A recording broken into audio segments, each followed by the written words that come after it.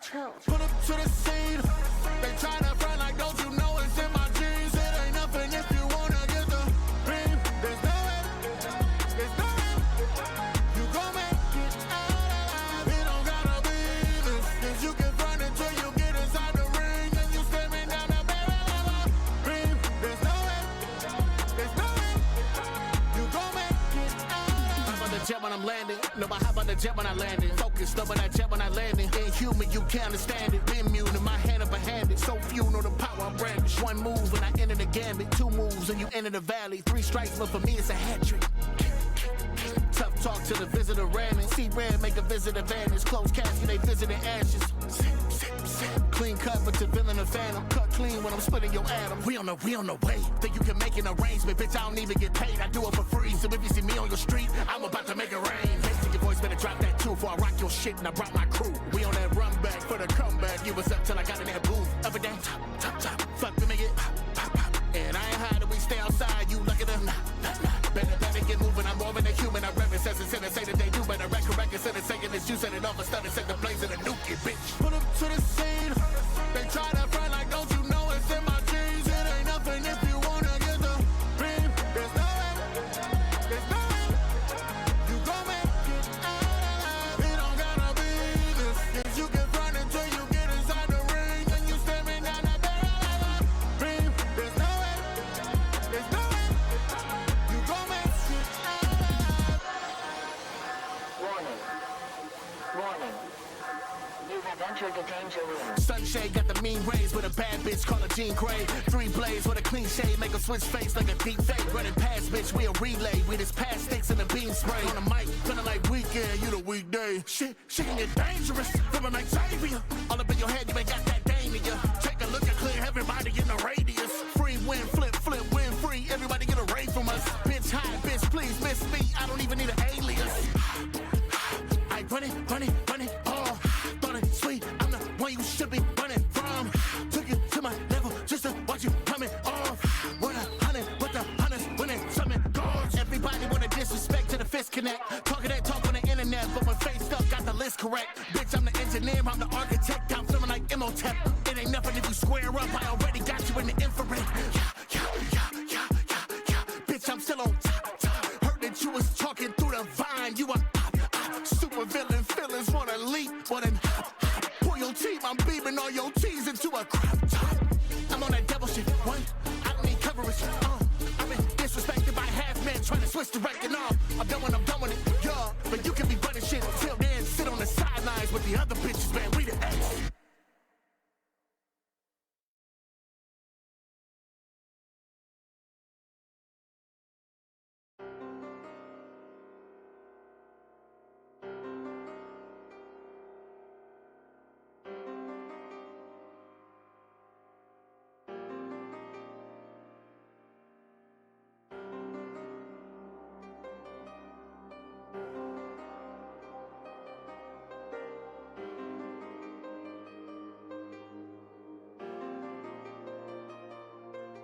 What do you see when you're looking at me?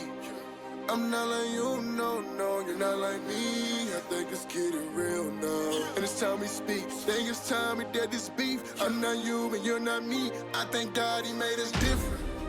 Yeah. I thank God he made me different. Yeah. That's okay, that's not no issue. I just came to close the distance. Coming to stand for something that's bigger. I can't stand for more division. I thank God he made me different than you. I'm not with the populace, or the popular thought my prerogative. See the way the world do the opposite. Seeking wisdom and that's what the Solomon. Tryna deal with emotions I bottling from all that hatred and what they been hollering. And my pain for them is empowering, powerless if I don't ever acknowledge it. It's really amusing. I've been treated like I'm not even human. Mutilating what you see as a mutant. I wake up to violence, I didn't even choose it. Type of thing to make you look at the news like at any moment I really could lose it. Papa taught me that my word is a weapon, and later I learned that this world for the shooters who ready to pull a trigger with a tainted perception. They speaking with no repercussion, discussion inspired the tongue of the reckless. They don't worry about who they affecting. Are you one of them? Check your reflection. Cause this type of thing severs connections. Think it's time that we made a correction. Where it's coming from is a rejection. Man, I get it, I do. I used to be judged and hated because my complexion. The feeling reciprocated in reality. All I wanted was acceptance. And some people that I can connect with. While our difference is making us better, I learned that life is about being different together. So what do you see when you're looking at me. I'm not like you, no, you're not like me. I think it's getting real now. And it's time we speak. Think it's time we dead this beef. I'm not you and you're not me. I thank God he made us different. Yeah. I thank God he made me different. Yeah. That's okay, that's not no issue. I just came to close the distance. Coming to stand for something that's bigger. I can't stand for more division. I thank God he made me. Look, I wake up every morning thanking God it's a different day, it's a different hour. Many days I threw in a towel, gotta pick it up and he'll bring it out. I ain't want you then, but Lord, I need you now. Got that eagle in me, I might bring it out. I should've charged that to the game. Was living a hard life full of pain, that's just like a moth flying to a flame. Be thinking it's alright when it ain't. Whenever in doubt, I figured it out. I gotta play the hands in life I was dealt. It never was easy, they didn't believe me throughout the nights I was calling for help. Gotta get it to my son, I'm a father figure. Gotta show him that daddy the man. Opportunities, they come and they go. The creator of time, no one giving me plans. On a mission, searching beyond the solar system for the dangers that dwell in my land. Know the power that I hold in my hand. No, I can't give my enemies a chance. I'm so glad that I'm finally a change man. Had a talk with God, he built me a game plan. Understanding that some things that I can't stand. Watch me beat on my chest like I'm a caveman. Thanking God, he made me an anomaly. No Katera looking down and she proud of me. I'm so glad that I ain't who I ought to be. I just follow all the orders he ordered me. What do you see? When you looking at me, I'm not like you, no, you're not like me. I think it's getting real now. And it's time we speak. Think it's time we dead this beef. I'm not you and you're not me. I thank God he made us different. Yeah. I thank God he made me different. Yeah. That's okay, that's not no issue. I just came to close the distance. Coming to stand for something that's bigger. I can't stand for more division. I thank God he made me.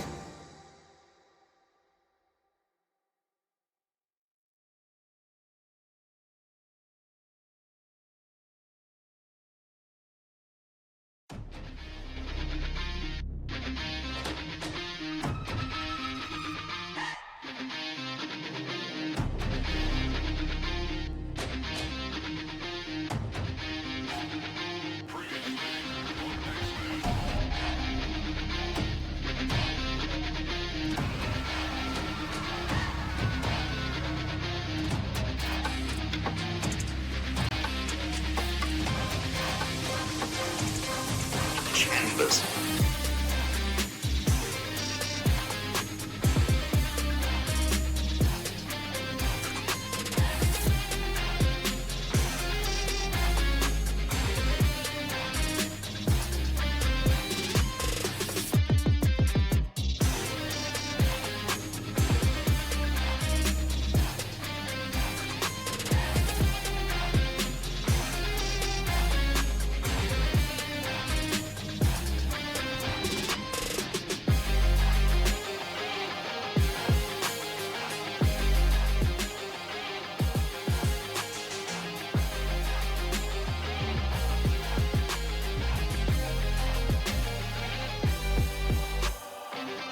Welcome, true believers, to another exciting adventure within this Marvel universe. I'm your host and narrator, SentaiRangerV. I've assembled some fucking amazing friends and one good damn wife. So Cyclops, tell them who we are. My X-Men. That is right, we are To Me My X-Men, a TTRPG that streams right here on twitch.com/SentaiRangerV. Of course, you can catch up on all previous episodes over at youtube.com/@SentaiRangerV. Welcome in, guys. We are back. I'm sorry for the technical difficulties last time. If you were able to catch up a little bit with us, we are trying to get back into the swing of things. So without further ado, let me bring in the best players in the entire world. My friends and family, welcome back to Xavier Institute for Higher Learning. You're unbanished. There I was. From Barbecue sauce on my titties. Phantom Zone. Yeah, so did you end up licking it, or did you have the imp? No, do that's it? what the imp was for. Yeah, I can't. Okay, I don't okay. have that long of a tongue. That's so what I was needed wondering. someone to 'Cause I help was me. like, you didn't say anything about you I wasn't getting gonna use a surgery. wash rag. I'm not some fucking. Yeah, yeah. Because like, what is the imp gonna be there for besides licking it off the? Yeah, Where like does a- the orc come in all of this? Yeah, that was the next question. The orc records it so that we can make money off of it. Got it. Got it. Uh, Got it. Got And it. what do you reward the good bitches with? Like, what's the reward you get to, like, kind of reinforce them? Experience. Got you. Okay. I'm just taking. Oh, Hold on, let me and- write that down. Whether you're a role-playing tactician, a curious trainee, of course, you could just be here for some fucking chaos, because that's really mostly what this is. There's obviously something here for you together. We're building this motherfucking community, so please come hang out, join us, subscribe to the channel, be a friend. Like, hang out with us. Anyway, we're gonna be getting More this than a friend, be a lover. back into the swing of things. So let me fade this. All right. Welcome in, guys. Welcome in. Thanks for hanging out with us. Hi, Wicked. Hope you guys are doing well on your Friday night. We're starting a little bit later tonight, but guess what? I don't give a fuck. Do you give a fuck? No, because at the end of the day, who's tired? Hi, tired. I'm Dad. Jesus Christ. All right. Now you got 2, Reese. Good job. Reese, you good there?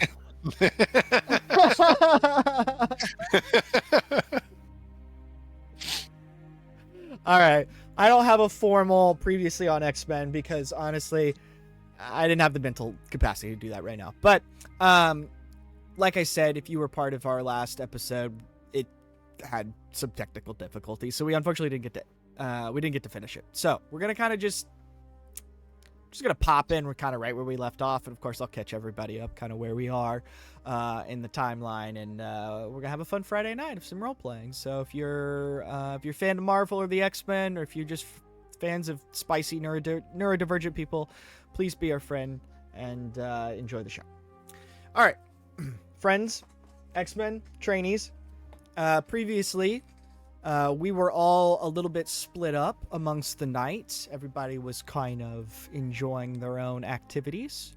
To catch everyone up, I believe we started the episode with a 2A, but a 2A got interrupted. So essentially where a 2A is right now, he is with a younger version of Magic in her temporal time loop, astral coma. So 2A was successful in kind of using his hex flame abilities, his astral projection to kind of go to where Magic was mentally, as she's been in an astral coma for a few days, of course, after the events of Colossus reappearing and kind of turning the tables on everyone and joining Omega Red in his attack. She's kind of been shocked. She's been in shock since. So they are on their childhood, or Magic's childhood farm currently.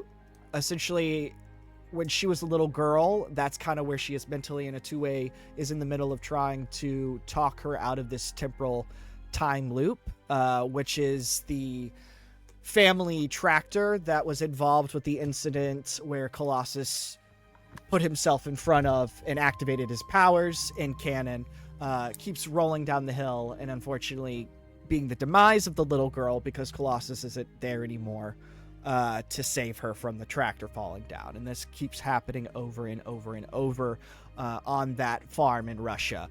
So that is what is up with the 2A.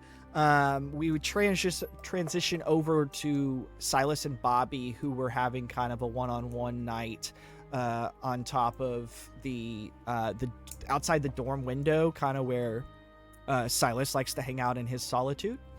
But this time around, oh wait, is the music really light to you guys? Let me know. Let me know if Sounds fun to me. too sound. That's kind of where Bobby found Silas, and then kind of had a one-on-one moment. Through the conversation, Bobby kind of had this idea. He kind of wanted to show Silas, and Silas agreed. So they kind of snuck off in the middle of the night, to which would end up being the Danger Room simulator. And Bobby's kind of surprise to Silas was simulating his childhood home. He kind of essentially wanted to take him home. Although his parents weren't in the simulation, the idea was to kind of take him back to his parents to introduce him, because in Bobby's mind, you know, there's no reality where that's an actual place that could happen. Him taking a man back home to his traditional parents. So during this kind of quiet moment between the two, they shared with each other, facts about each other's lives and how their relationships with their parents kind of affected them. Bobby kind of introduced Silas to his VHS collection, kind of told him hey, The Invisible Man is kind of my favorite VHS. Would you, want to watch it with me, and kind of snuggle on the couch. And as they kind of started the movie, things started to settle in and weren't quite right. And then they started to hear rumbling that felt like it was getting closer, until the house started to almost shake things, the table, the seats started to shake. And of course they were interrupted with a giant sentinel reaching down and opening up the Mansion Institute and digging out into the sub-basement, a hole that was the danger room simulation. So they get interrupted by a sentinel, where it's just Iceman and Silas. They are standing together. Myers, welcome in, friend. Welcome back. Thank you as always for tuning in with us. You are the man. Okay. We're just doing our little recap here. And then we cut there and ended up going to the continuation of Sigrid's and Matt Murdock / Daredevil's date, which started the night in a classy jazz restaurant where they danced and got closer to each other. At the end of that kind of date, or I guess the night at the date at the restaurant, Daredevil mentioned to Sigrid that he had kind of come across, or Matt came across information about a smuggling operation. Although this is being a little bit different, the reason he was bringing it up to Sigrid, because for whatever reason, the smugglers were smuggling plants of some type, but wasn't anything like cannabis or, anything like, what's the gas station heroin? What is that? Kratom. Stuff like that. Not like, this seemed to be a little bit different, and from what he was able to kind of deduce, this would be something might be interesting to Sigrid. And after talking, welcome in, honey. How are you doing tonight? After talking with her and kind of describing the situation, he offered to call up his friend Daredevil if she wanted to kind of check out the base of operation, to see what was going down. So, in agreeing to that, Sigrid and Daredevil made their pursuit to this rooftop hangout, where they spent some time chatting with each other as they kind of looked over this rooftop. This had like a glass panels or whatever, where there's rooftops with the glass panels. And they could see into the operation, and what they saw was, a tank that had this potted plant in it, and almost like a mad scientist setup.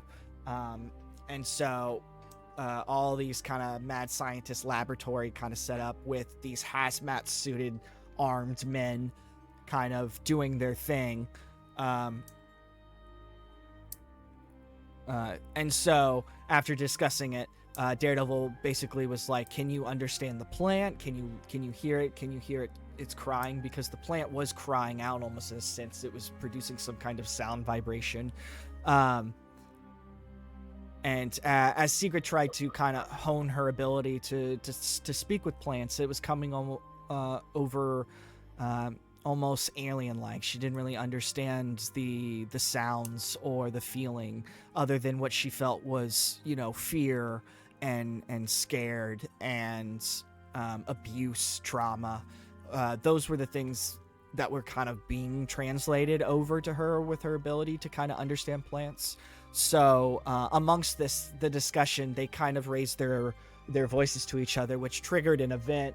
The smugglers, the hazmat people down below, started to shoot them from below, in which Daredevil then did a superhero landing acrobat move. Sigrid joined in her own pursuit, and they started to engage in combat amongst the hazmat suit with the weird black goo-like substance plant in its laboratory tank, obviously being harvested or fed upon in some nihilistic way. That's where we left off with Sigrid. And then for Sam, we kind of went back in time to the moment right before all these events started to take place in the beginning of the day.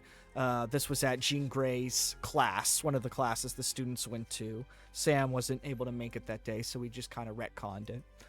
This was after Sam's perspective of the class, where Jean Grey was giving a lesson on mental battles. We kind of got to see Sam's mental scape, where he would go if he was ever engaged in a mental battle, his battlefield. And after the course of the class, Ty and Tandy were there, cloak and dagger, waiting for him outside the door as the class was dismissed. They said what's up to their friends, and casually mentioned if he would be interested to hang out further in the evening. They wanted to discuss some stuff with kind of what was happening in their lives. Previously, a few sessions before, Ty and Tandy had asked Sam if he would be interested in joining kind of their pursuit of vengeance, taking justice into their own hands after their kind of own incident with smugglers and being kidnapped and being tortured. They don't really have the patience to sit and wait for Professor Xavier's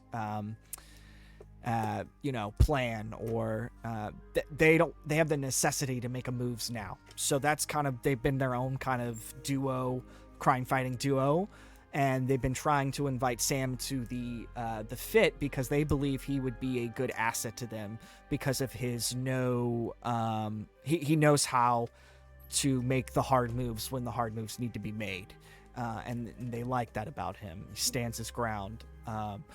So they invited him later on to see if they could discuss. They mentioned that they may have found one of the hideouts to part of the mutant rioters that have been attacking the city lately, paired up with Omega Red and Colossus. They always seem to be incongruents when making attacks around the city. But ever since the presidential election started to pick up, these mutant attacks were almost like clockwork around the city, as news feeds covered all of this, letting the public absolutely know what was going on around their city, especially right before the primaries and the voting on the presidential election. So Sam agreed and said he would meet them later on.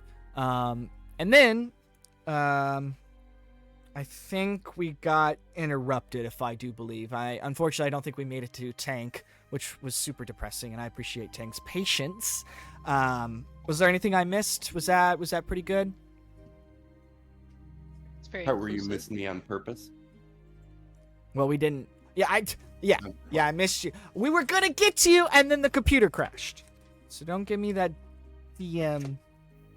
Guilt trip shit? Yes. Yeah, I thank hear you. you. That's what I was gonna say. All right.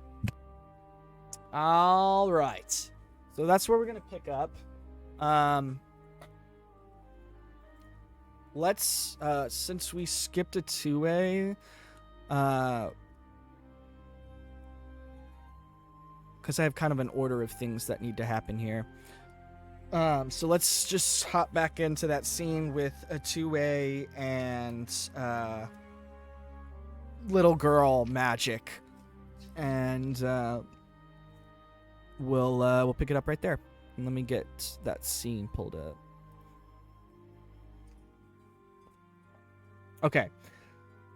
So you've kind of a 2A to kind of get you back into the scene. You were kind of interrupting her at the moment and telling her kind of personable story and trying to pull her back. She started to open up to you in a way that was like she wasn't totally zoned out, crying because she had just been whimpering before. She was kind of being pulled back into almost your reality, but still zoned out in a way. So you're kind of talking to her and trying to pull her back to you, a 2A. She's me. Let me get back into my order. Okay. It's just because it ruined my little speech last time, and it was kind of upsetting. I was ready, but never mind. Just kidding. All right, no, here I we understand. Well, you always go. always I'm do just a great I'm job. just being a joke. I'm just making jokes. We're fine. All right. Can you set the scene real quick for me? Yes, of course.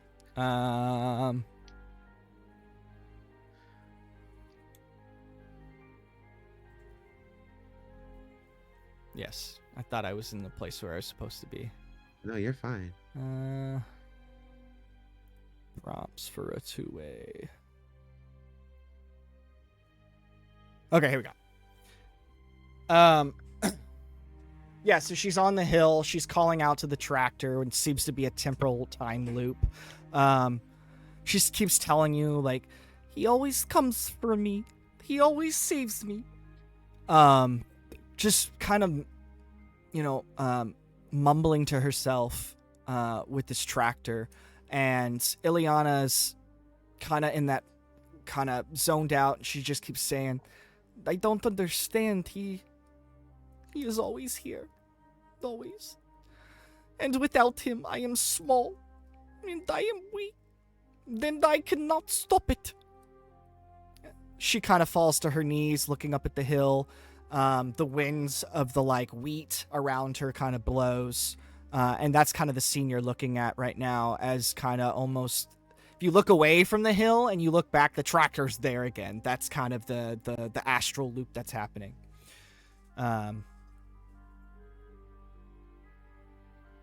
You are not alone. And Two-Way kneels down next to her. I would say if she's sitting there, he kind of sits down next to her, cross-legged. You carry this strength. I'm trying to remember what I said, but because I had it already, but I'm gonna kind of remix it a little. You are not alone here. Look around you. This field, these pieces of wheat, this power that you seem to feel like you don't have inside of you. Your brother, he saw this into you. Just like you are here, just like you are in this field. He is here with you still, even though you cannot see him. He would lean over and kind of put his point to her, her chest, where you carry the strength of your brother. You carry the strength of that you have, and you carry the strength of all of those who believe in you right here. That tractor is only an obstacle. And yes, your brother may not be present physically, but do you think that the strength that he has is gone? No, it is not. It is not. You just have to realize that what you see in him, he also sees in you. What he's always seen in you. You're like this piece of wheat. Yes, alone you will make enough to feed a family, enough to feed a village maybe, but your strength, your brother's strength, those like me, your friends, the ones that you come across who see more for you. You are but one piece in this giant field. And this field is enough to feed not only a village, not only a family, but it could feed the world, countless lives. And do you think that tractor has the strength to overcome that? Do you not see that the tractor is only meant to show you how strong you really are, with or without your brother physically here? Would your brother want you to sit here and cry, or would he want you to be the force that he sees in you? The little girl freezes again, but this time she looks at you instead of the hill. Tears streak her cheeks. I don't know how to be without him. And I always feel small, and I feel lost. And the tractor grinds slower, wheels fighting against unseen resistance. You are not small. Let me ask you this. What qualities of your brother, your protector, do you see that you admire? What are they? My brother, he is the protector of good. And everything he does, he does with intention of love. And I know that if my brother were here, I would feel strong, because my brother makes me feel strong. Your words are starting to kind of reach her, and the loop is kind of cracking a little bit. You're seeing the feedback around you. Okay. Then this is what he starts. I think Tue would get up, and then he would kind of help her to her feet. He's like, now, I want you to think about this. Think about your brother. Think about those qualities you just told me. The fact that he fights for what is right, what is truth. Fights for that love, that protection. Feel that same energy inside of you. Carry that strength. Your brother is you inside of you. That same passion burns inside of you. You see this tractor? I think as he's saying that, he would kind of like, as he's like helping her to her feet, he would kind of like be trying to like, he would like walk around her. And Tue would look. Can I roll to see, or do it? What should I roll to see if there's like a stick or something around? Yeah, go ahead. Cool. Hold on. Let me bring up my character sheet. My character sheet. What would you like me to roll? Vigilance. Vigilance. No, I said roll it. Roll it, roll it. 17, baby. You look around as you're trying to find the words that speak the truth you feel for magic. And as you look around, you notice just a few feet away, behind you guys, is wood that seemed to be being chopped by someone. This wood seems to be chopped in perfect fucking cuts. Someone with a very hefty load and blow did that, so you can probably figure out who. But around there would be sticks and wood in that kind of chopped wood area. So as she's like standing there, as he's saying this, he would go over there to her, like go over to one of those pieces. He would grab one, and he would like make a tiny flame on his finger and like shape pieces of it, like wood carving. How wood carving, like burning wood. I mean,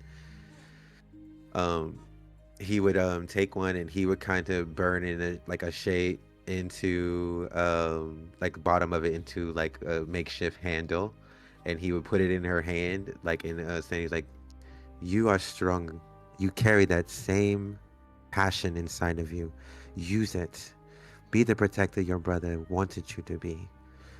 He is not here, no, he is physically not here, but that means you are here to protect in his place. Use that strength.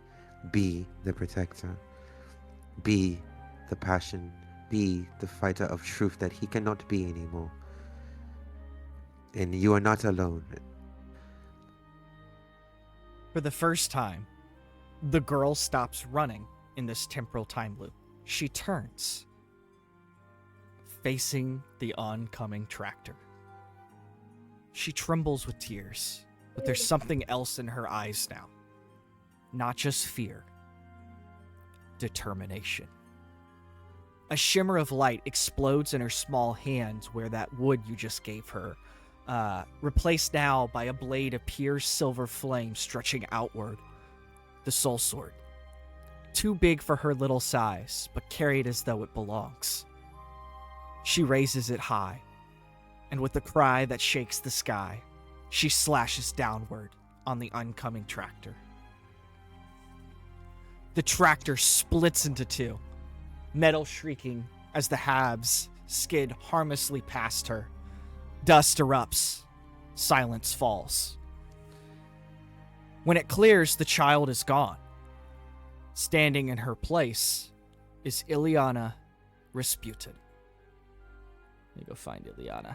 Baby girl.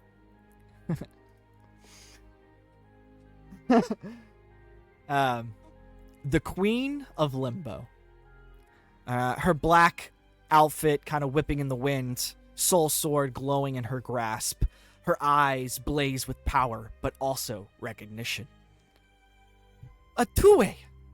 What are you doing here? This place, this isn't for you. It's mine. It's my prison. Otue, why are you here?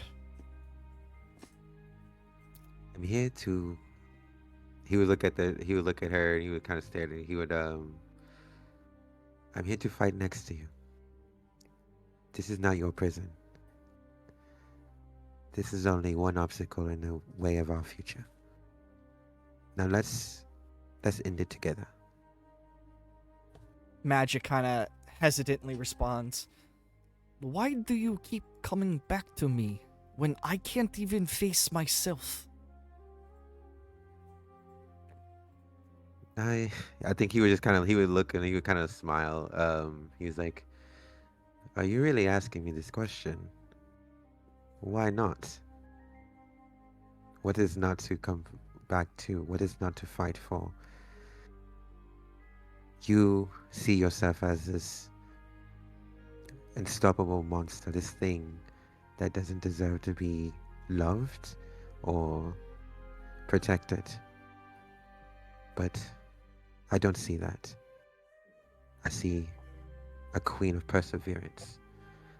I see a queen of resilience and power."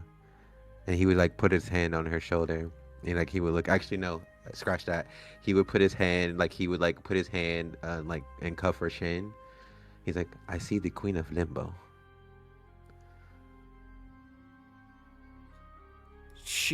Now, are we going to stay here forever, or are we going to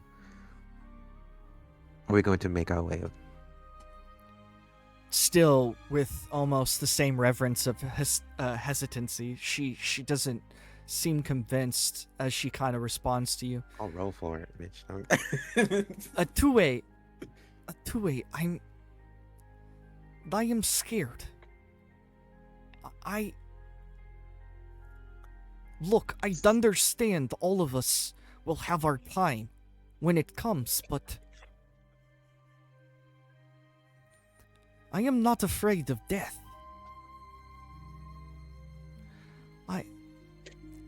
And she kind of looks up to you with her eyes, almost piercing in your soul. She says to you, "I'm scared that my brother, the best of us, the most good person I know, the Knight of Love, even him, he broke, and now I always saw him as the good guy, and I wanted to be like the good guy. And now I don't know that even a queen of hell would be strong enough to keep out the forces of evil from turning even me. It was hard to face everything back at Xavier's, but it is hardest to face myself."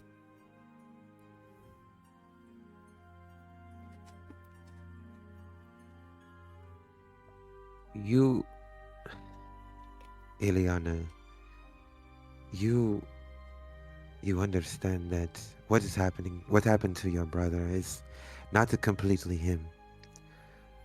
But do you not understand that your brother, even though he is the strongest of us, the brightest of us even,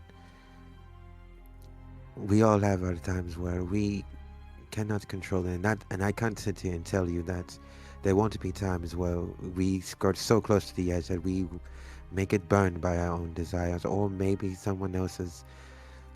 But the true act of bravery, the true act of what you feel your brother is the fact that he always found a way back. And maybe it's time for you to stop looking at him as the protector, and maybe it's time for you to fight to protect him as well. And not just for him, for yourself. He's always seen the good in you, as we all do, as I do. you may fight with this sense of hell inside of you, but considering that you're talking to someone who has literally skirted the bounds of hell himself, I can understand how hard it can be, how scared you are to slip, and there's no need to be scared.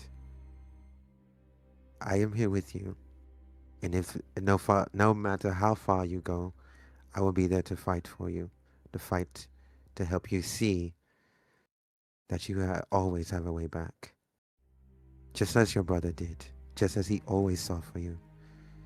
It is time for you to see this for yourself, Eliana. It is okay to be scared. It is okay to be confused. It is okay to not know what is next. But it is not okay to give up. It is not okay to throw away that fire. You are a daughter of hell. You are all of those things, but those things make you the toughest, the baddest bitch I've ever met in my life. You're gonna see. She looks at you, wiping her tear. She looks at you. The sun is kind of hitting your aura, in the way that her magic can see literally your magical aura. She kind of looks at you. The two-way. Thank you. I only wish that you could see the way that I see you now. It is very beautiful. I owe you.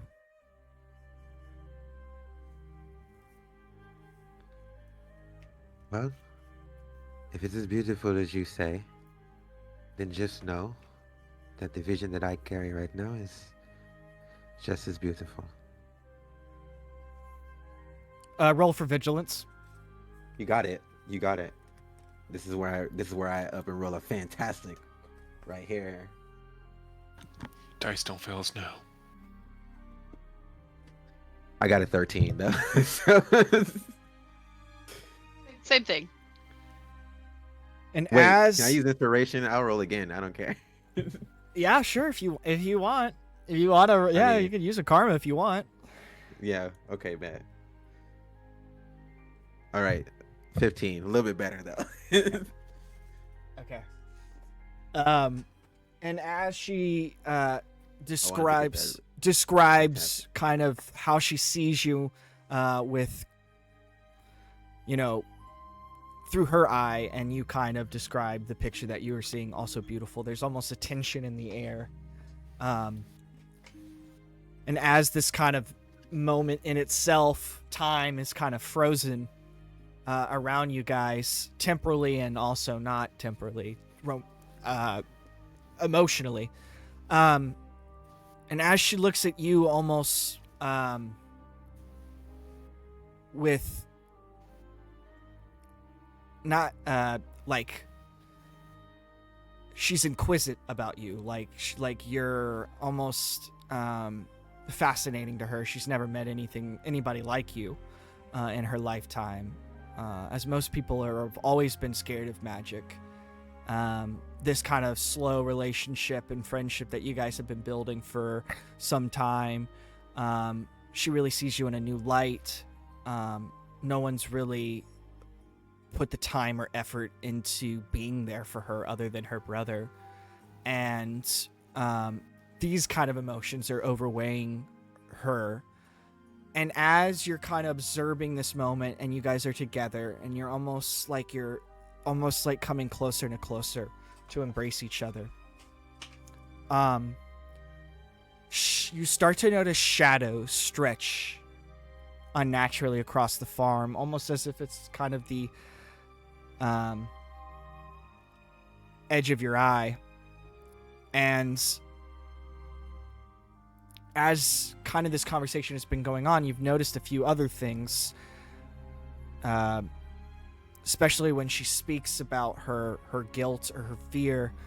It's almost as if the tractor engine that's been kind of puttering in the background of this whole time is starting to grow louder. And when you've been kind of encouraging her, the shadows retreat just slightly as though something doesn't want you to succeed. And all of this is kind of accumulating into the moment.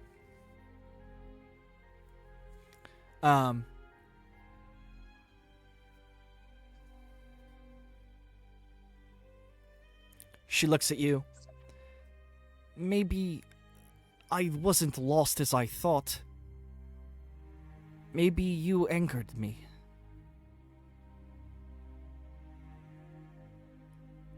But something still holds me here. She kind of stands back a second and closes her eyes to anchor her mysticism. She takes a deep breath. I can feel it. Feeding. Watching. And as the air grows heavy, the wheat wilts to ash. And shadows crawl across the ground, converging into a single point behind magic. And from the soil rises a shape.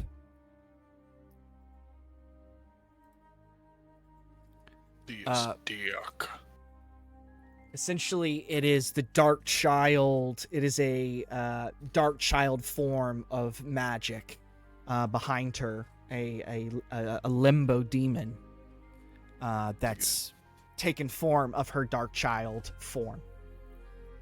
Let me pull that up for y'all.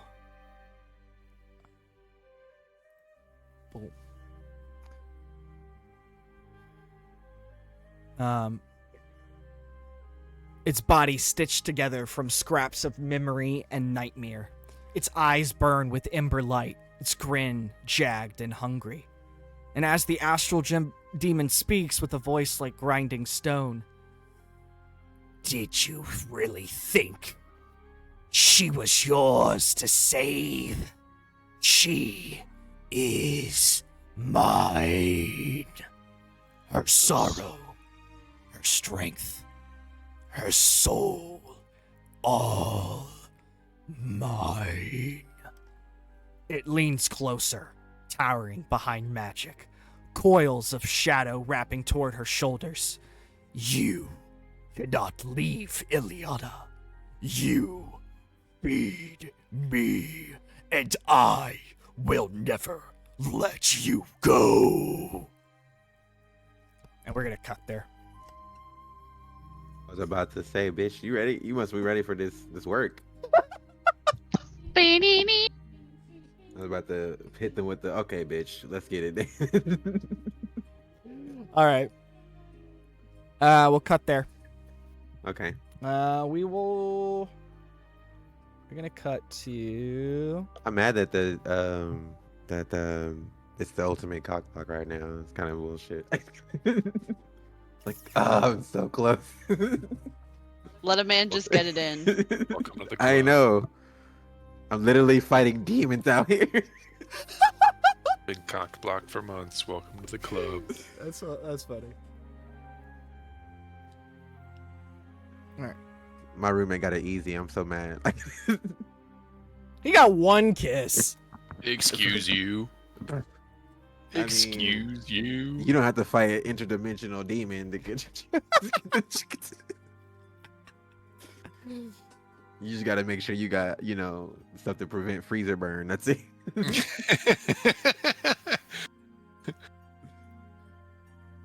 All right, hold on. BRB, I gotta go do something real quick though. But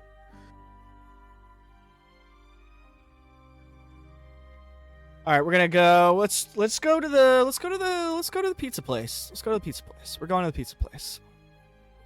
All right. Here we go. All right, we're gonna transition over to a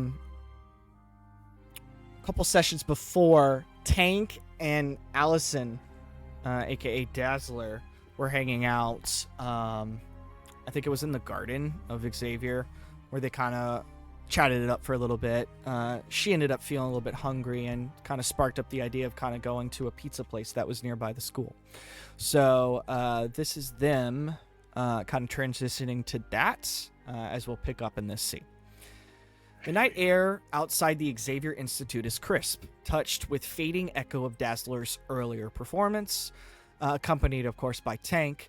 You follow them into town, and the neon glow of street lamps reflecting in the puddles left by a recent drizzle.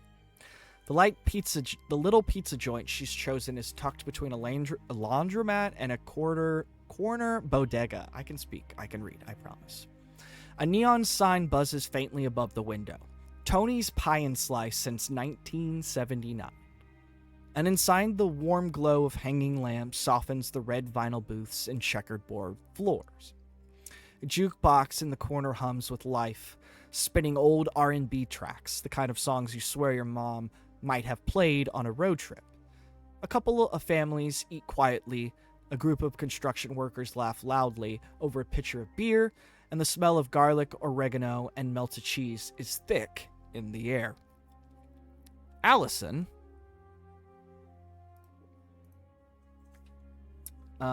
slides into the booth near the window, dropping her leather jacket on the seat beside her. She looks different here. No sequins, no spotlight, no screaming fans, just a woman with tired eyes and a hunger that clearly outweighs whatever stage persona she usually wears. She opens the menu but glances up at you with a smirk. All right, Tank. Pizza's on me. Rockstar privilege. But you gotta pick the toppings. No pressure. But this is totally a test. Pass, and maybe I'll even let you help me rhyme mutant with something that isn't fluent later. What you thinking? Oh, we're gonna put this on me? Yeah. All right. Well, we gotta go. Yeah. Mushrooms. That's your first pizza topping? Is mushrooms? Yes. Light sauce, mushrooms, and Italian sausage. He's a light sauce kind of guy. What does that say about a guy, really? I don't know. That I like baked goods. All right. Are you a cheesy bread kind of dude? Yeah, totally. Let's go. Okay. And what are you thinking? You gonna do soda? Are you a soda guy? No, I'll have water. Me too. Soda's bad. That's crazy. Yeah, it's kind of stopped drinking soda a while ago. The doctor said it wasn't very good for the voice, so well, water's good for me too.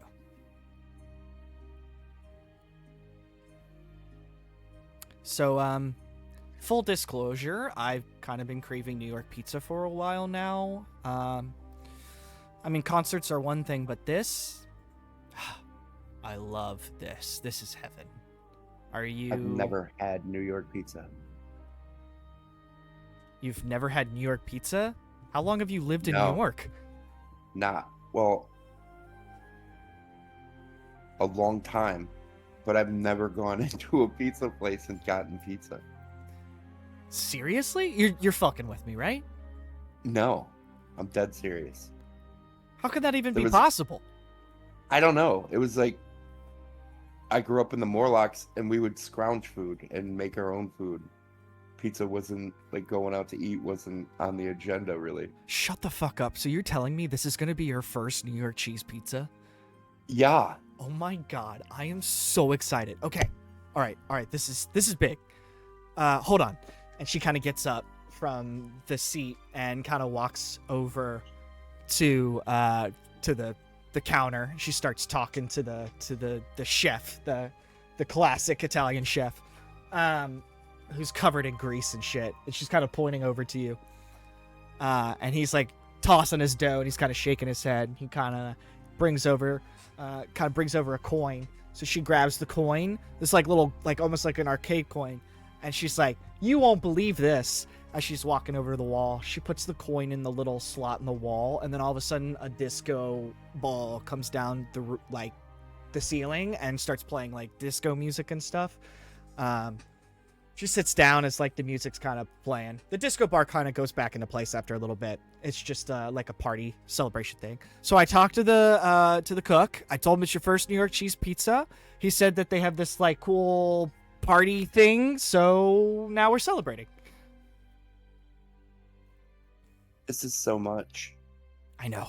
I love it. For I don't usually get to do stuff like this. Everything I do is kind of rolled up in anonymity and yeah, exactly. Me trying to either pretend I'm not me or me having to be me. So between those two, this is awesome. It's got to be hard to find a healthy medium between the two. Yeah.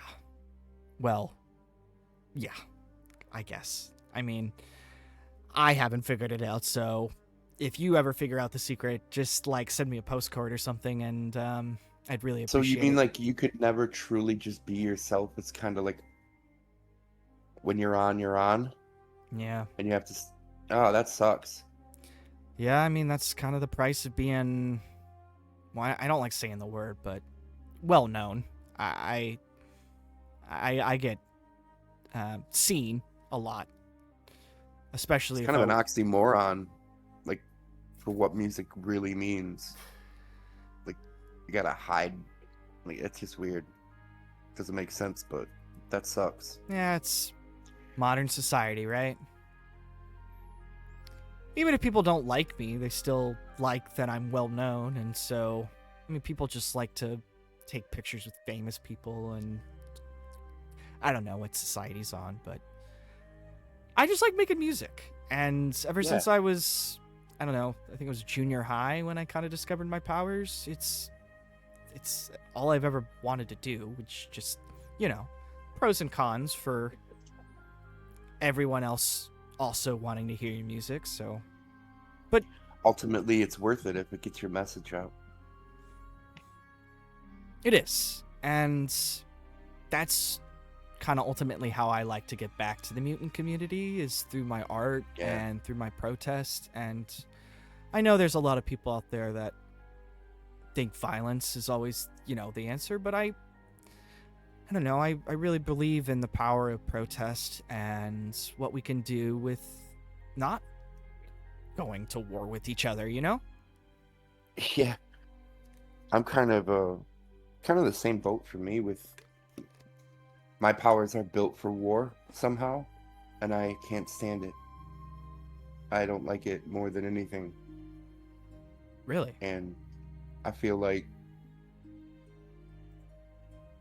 I can do the most good by doing the thing I hate the most. Does that make sense? Yeah. Makes a lot of sense, Tank. That's kind of how I feel a lot of times.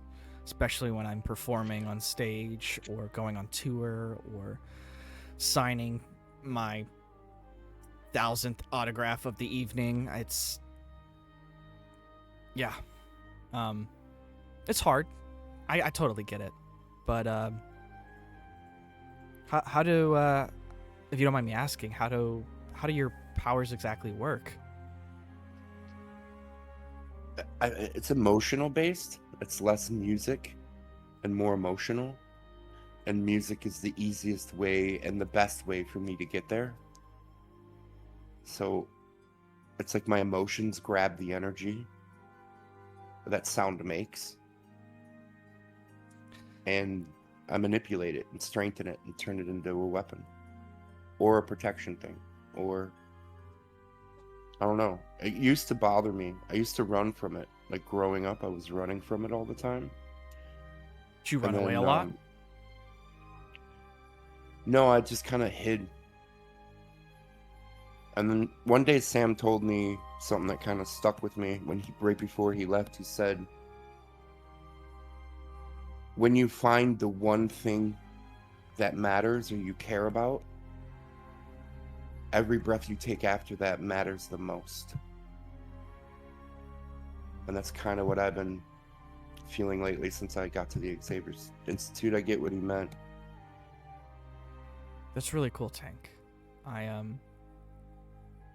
know, it's kind of funny you describing your powers. We're almost eerily similar. I know I've been light, but the way I do it is I can actually manipulate sound vibrations and basically turn sound vibrations into light. that's kind of how my concerts are, I guess, so favored. It's kind of what I'm known for, my crazy light effects at my concerts. Everybody assumes, it's practical effects. It's just my powers. So kind of like you in a way, that where you're manipulating emotion into sound, but I just take sound and can bend it into light. She kind of takes her knife and like taps it on her like water glass, and after that the sound vibrations are kind of refracted and the glass itself starts to kind of shimmer in a way. See? Sweet. And Take kind of reaches his hand forward and absorbs the shimmer and kind of puts it above them, sparkling down like sparkles. She kind of looks up. She kind of blushes. Wow. That was awesome. Tony comes over. All right. New York's finest. Here you go, kids. Thank you, Tony. She like has her hands like on her chin. Well, go for it. Oh, wait, actually. She grabs the first piece. You actually have to eat it a certain way. See, New York cheese pizza, you actually want to fold it. She shows you like this. It's just an easier way to eat it. That's how everybody eats it. And if Tony sees you not eating it that way, he's probably going to make us feel uncomfortable. And I don't want to feel uncomfortable. All right? Okay. Tank grabs the slice and tries to fold it, and it breaks in half. He breaks the crust because he doesn't know how to fold right. All right. Here we go. Good enough. Dink it, sink it. She goes and bites it as the cheese kind of melts down, and she's like, it's so good mozzarella. It's like you're like stringing down on you. Oh, fuck, that is good. How does Tank like his pizza? So, what do you think? It's good. It's good? Come on, Tank. Thin crust, the fold, the mozzarella cheese. It's the best thing since fucking, I don't know, TV dinners.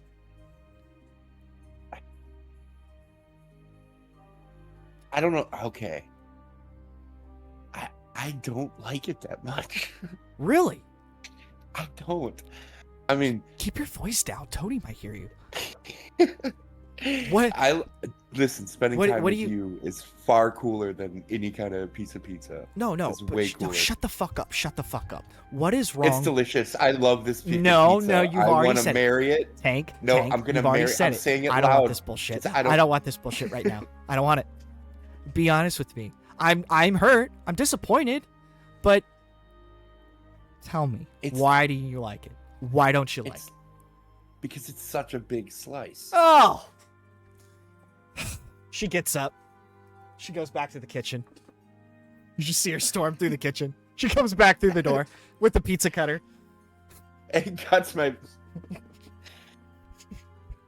Okay. Goes back into the kitchen. The door just keeps swinging in and out. Comes back. There. Smaller piece. Now, what do you think? Okay, first off, I really want to give you a compliment because what I like the most about you is how undramatic you are.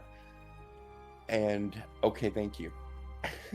Yeah, and Tank will fold over 2 smaller pieces and take a bite. That's what my manager always tells me to. It's so good. So glad to hear you say that. Oh my god. Fucker. I know you're just fucking with me. She takes another huge bite, and as she's like she's talking around it, waving this slick of the slice and mock seriousness. All right, Chang, your turn.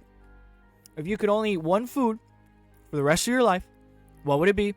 And don't say protein powder. I will walk out. Only one food for the rest. It's got to be a cheeseburger. Thanks, Blue. Appreciate the follow, bud. A cheeseburger? It's gotta be a fucking okay. cheeseburger. All right, you got me there. You got me there. No, I could eat I'm talking no lettuce, tomato, onion, straight cheeseburger. Let's go, Tank. Off the grill. Yes. All right. Now we got something moving. We got momentum. Sweet. How do you like your meat? I'm fighting an urge. I'm going to What was say, it? Something I said, Tank? She kind of smiles at you.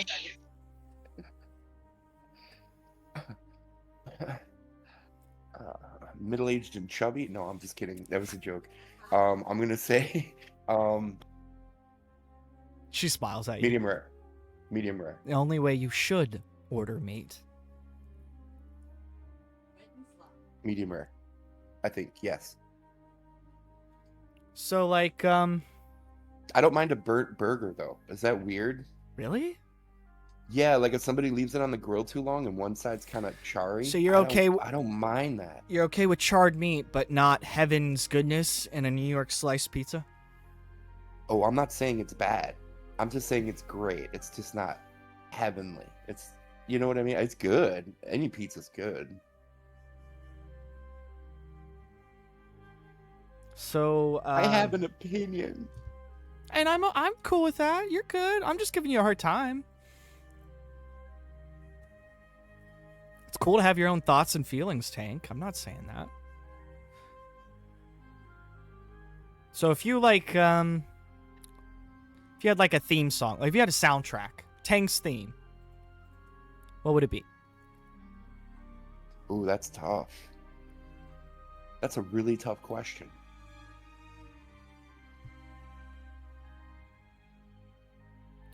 I think mine would be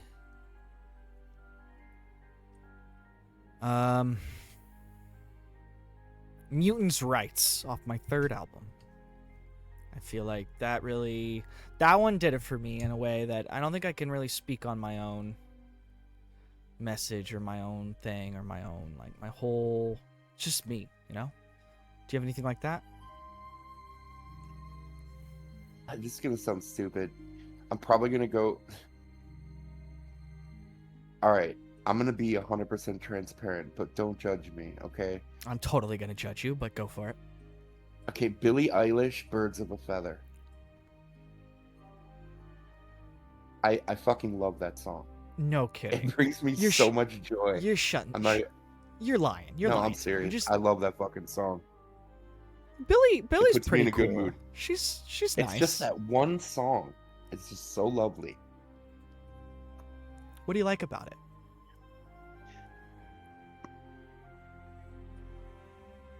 That even the lyrics are complicated. It's like even when things like love or the trials and tribulations of a relationship are hard, it's worth every second of it. I didn't know Tank was that deep. What else you got?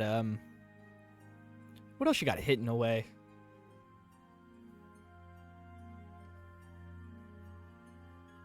I don't know.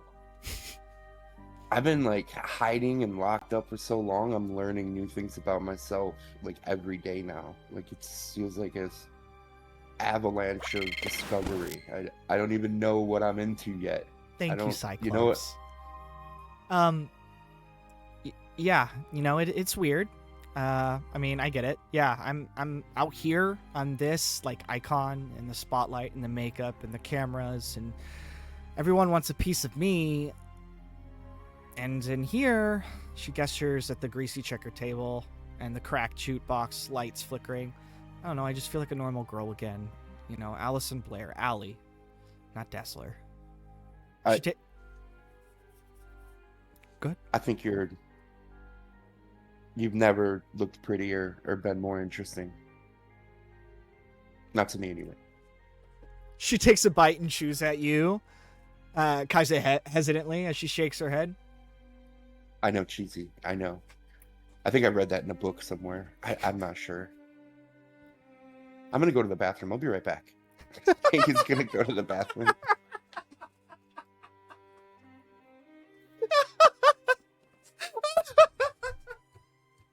Take that was so well done. As she's like, she kind of blushing a little bit from your comments, and you're like, your kind of hesitancy and you rushing out of the seat. She's like watching you walk through.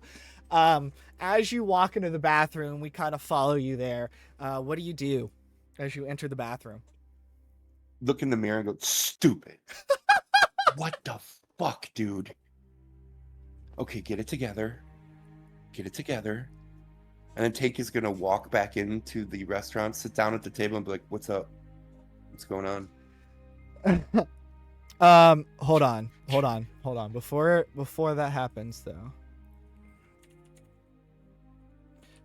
you're kind of talking to yourself. And as you kind of come back into the pizza lounge, and your song is playing from the jukebox.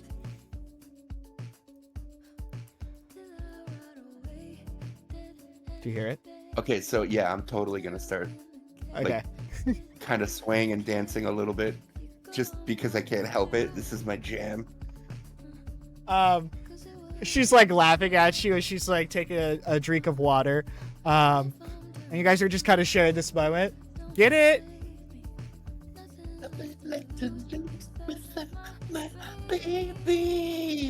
And I just start dancing and shit. I fucking love this song. I don't care. Like, I'm out of character right now. Chat, fuck off. This song is dope. We have this cute little montage scene where you guys are kind of laughing, eating pizza, dancing a little bit as she's kind of laughing at you. We cut to the disco coming. We see you guys putting more coins into the disco thing as the disco ball is like coming down, and you guys are just having like a ball of a time in this little montage. Her just getting to be Allie and you kind of getting to be Tank, without shields, without trying to mask or fear of being yourself. You both just kind of getting to live in the spotlight without any of the hesitancy or the fear of rejection. I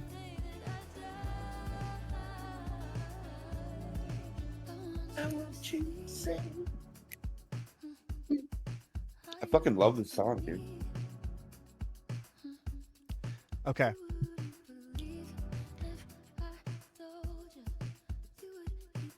All of a sudden, at the end of this, like, tail end of this montage, we kind of get,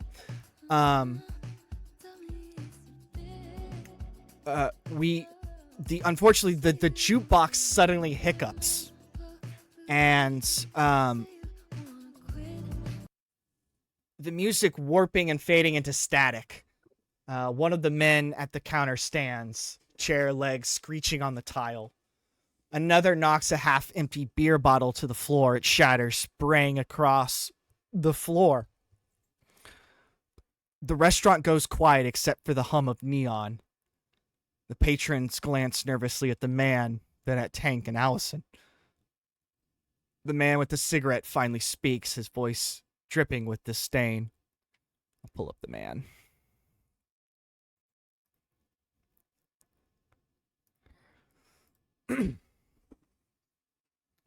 Kind of takes his drawl from his cigarette. Oh, yeah. Shit.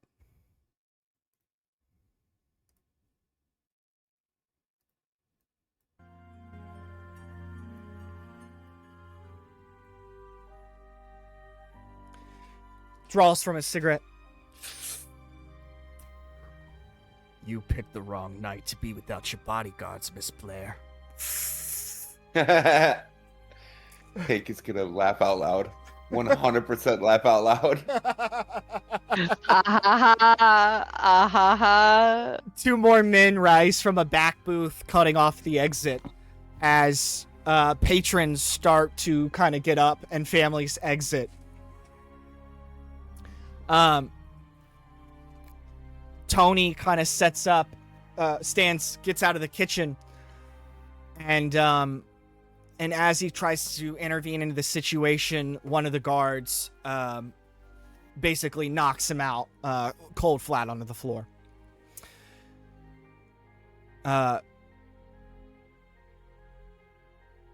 Allison kind of pushes herself up to her feet, backing closer to Tank instinctively.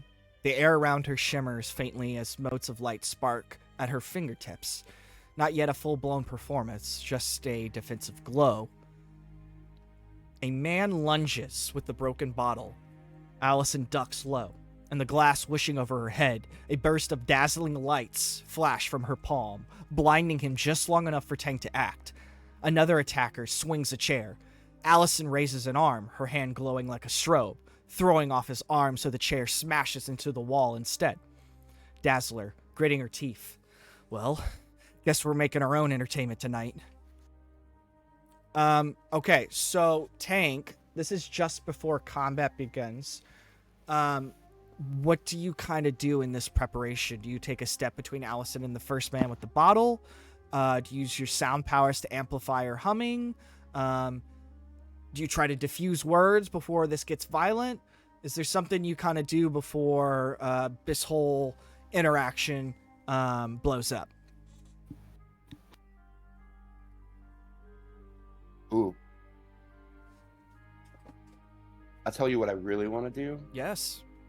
Is I want to pull out Delta, my shield. Yep. And block the glass bottle, like shatter it in his hand. And while I'm doing that, I'm going to be humming and snapping my fingers and kicking the jukebox back on so I can pull from it. Absolutely. So as another guy reaches to throw a beer bottle, you yank out Delta with your sound vibrations, and the hum of a deep, deep sound echoes within the restaurant. The beer bottle is broken apart as you kind of catch it with your shield. That brings the guy to reach into his not the first guy in front of you, but another one, kind of one in the back. So there's like 4 guys in front of you. Holy shit, this is going you guys are going crazy right now. Thanks for the love. Appreciate the support. You have like 2 guys, 2 main ones, and then like 2 goons, essentially. And one of them starts to pull a shotgun out of his trench coat and loads the shotgun, which you are in preparation for. You take Delta and block those shots, basically sending them into the wall, shattering some of the lights. Oh my god, there's so much happening right now. This is amazing. This fight starts to begin as one guy pulls out a pistol, the other guy with his shotgun, but there's 2 guys in there in front of you. The main one, the one with the beard and the tie, says he basically starts to derobe his trench coat and says he's going to enjoy this to you. And you start to see like movement happen from like behind his like vest and suit, almost like physical, like something's on him or in him, like almost like alien-like, and then all of a sudden his shirt bursts open and it's just him shirtless with like 2 extra arms attached to his body. He's rippling in muscle. He's rippling in muscle. And he has 4 arms. He has 4 arms and he's rippling in muscle. Basically gorilla style, pumping his chest. And then the guy behind him with the blue coat starts to conjure up hydrokinetic abilities as he's taking all the water and the liquid from the restaurant and starts to power himself up, as we can kind of see all the liquids in the drinks and in the machine start to float and suspend itself in the air. And that's kind of the image we see as you and Allison start to kind of back to back with light refracting and the sound vibrations echoing off your shield as Allison looks at you and you look at Allison and you kind of just give yourself a nod. Woo! Let's go! Can I say one thing really quick? Of course, role play. All right, I'm definitely gonna look at Dazzler and be like, I didn't know you were into Pokemon. Why did you bring Machamp and Squirtle here? She laughs at you. Tank, it's time to focus. All focused. And we will cut there, of course, setting up a beginning of a combat scene with them. And now we are going to transition over to Ty's dorm room as we are transitioning over with setting up the scene with Sam. Good job, Tank. That was fun. That was super fun, bud. I hope you enjoyed it. I had a great time. That was great. The dorm. Sam just stepped out for a second. Sam stepped out? Yeah, 11:17, like a minute Oh, ago. just now. Just now he stepped out. Yeah. Okay. For a few. Okay.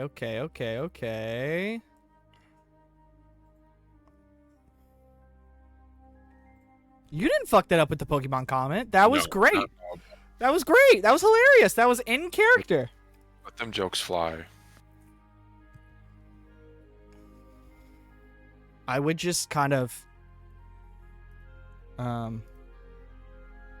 would just transition over, but we're at the I want him to have his moments. well, yeah, this is Oh, he's back. You're back? All right, Sammy.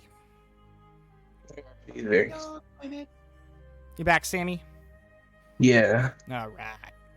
We are transitioning over to the dorm scene where Ty and Tandy earlier in the day asked if you wanted to hang out and discuss some of the things that they found about a potential riot, mutant riot hideout base. So that's kind of where we're picking up here. The dorm hallway is quiet, save for the muffled hum of a record player spinning a slow, jazzy vinyl, the same music that seemed to carry from the restaurant earlier. The restaurant being literally the Daredevil Sigrid restaurant scene. This was supposed to be an allude to that as well. You push open Ty's door and step inside, Sam. Let me find Ty and Tandy. Okay, they're there. The room is dim, lit only by the golden glow of a desk lamp against the wall. There, you see it. A detective board. Red string crisscrosses from photo to photo, map to map, connecting newspaper clippings and grainy cell phone shots of rioter attacks across the city. The strings converge on one set of coordinates marked in bold, Warehouse 14, Dockside District. Tandy leans against the wall, arms folded, while Ty sits at his desk, his dark hoodie pulled around the chair like a living shadow.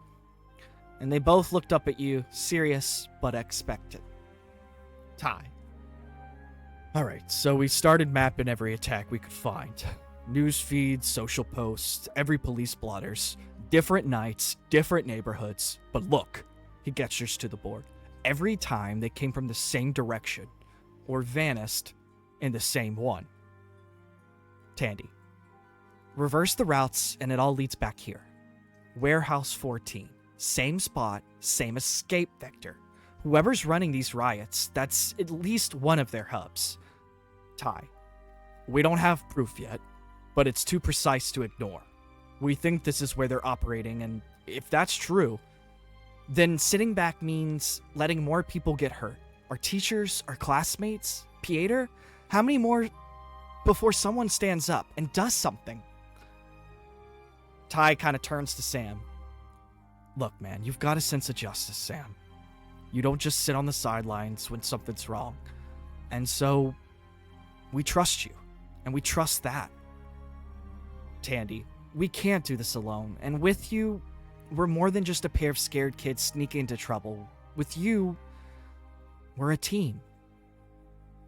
Ty follows up. So we're asking you, again, will you stand with us? Not just against crime, but against anyone trying to tear apart our family. Well, you guys know I always have your back. Obviously. I do have a bit of issues with this little plan, though. First of all, if what you're saying, all these large-scale events, keep on leading back to this warehouse. We have no clue how many people that are going to be there. We are 3 people.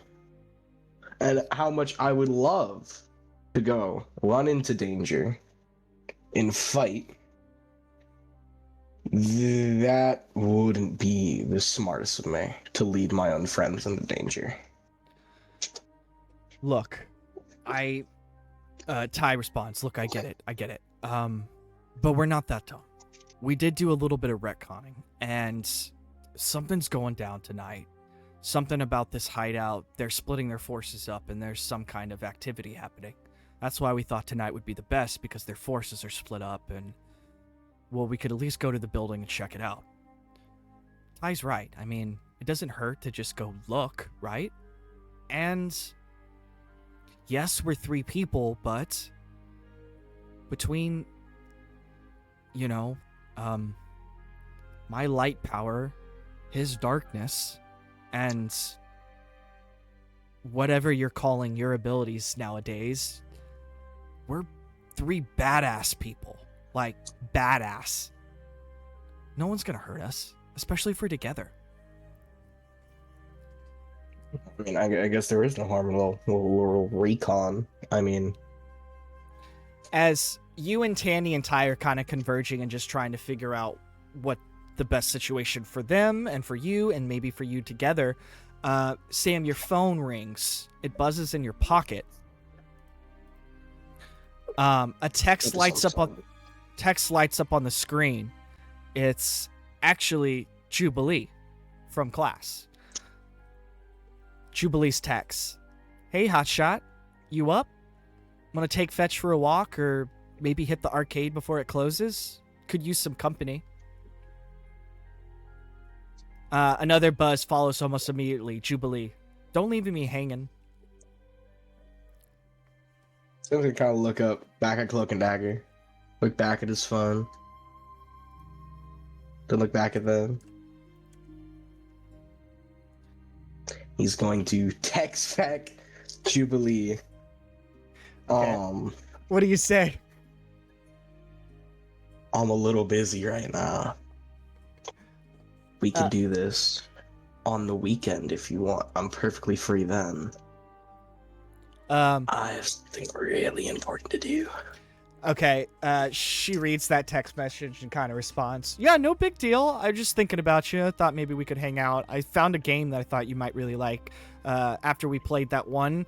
I think this is either the 2nd or 3rd version of it, but whatever. Whenever you're feeling, just hit me up when you're more free.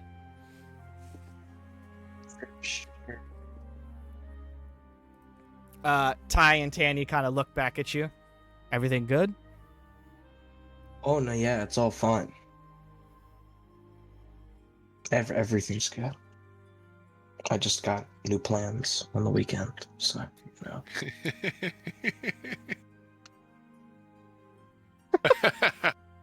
I guess that's that. Gotta go. I gotta get my mind off this. Come on, guys.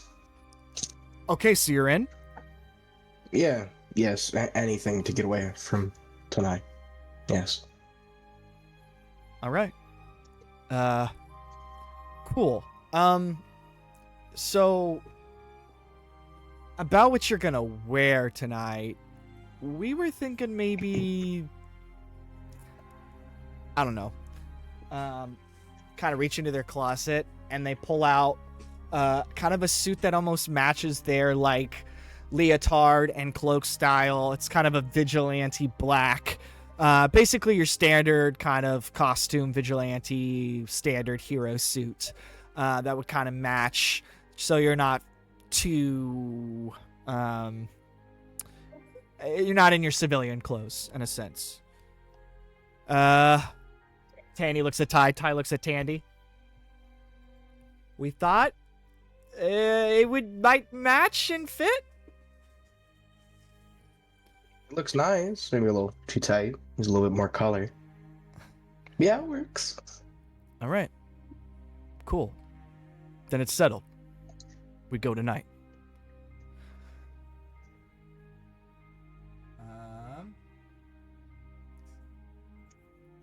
Okay, so flash forward a little bit later from that as you guys make your way towards the abandoned shipping depot, the Warehouse 14. Fog curls between derelict warehouses, chain link fences rattle in the cold wind, and an old shipping logo is spray painted over with a crude symbol. X doesn't equal human. It's kind of like a riot or mutant mark. Ty leads the group through a narrow alleyway. Oh yeah, this is Cloak and Dagger. I can bring out my Cloak and Dagger photos now. Oh, not those. These. Boom! Just as a heads up, while in the last 2 weeks, the guy who actually plays Cloak in the live action show had a birthday, and I just thought that'd be a fun fact. He's a great actor. He did Cloak really well.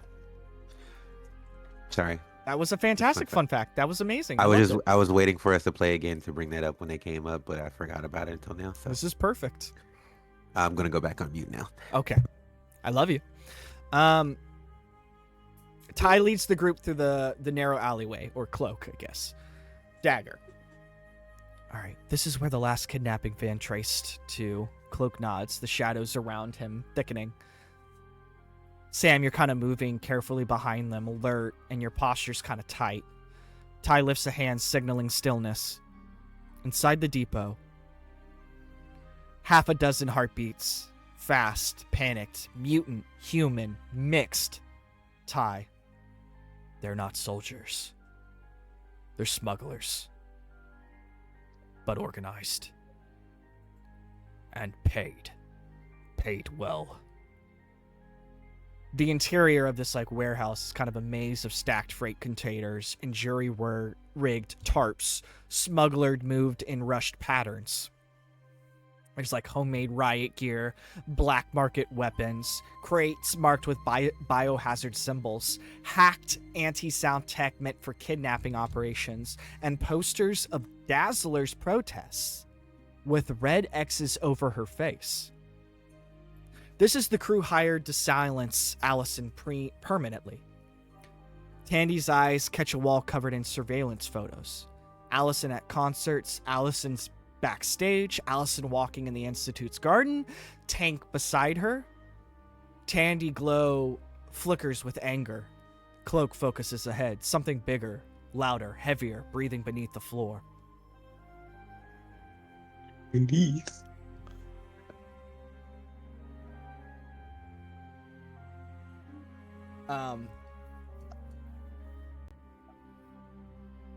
Give me a second here.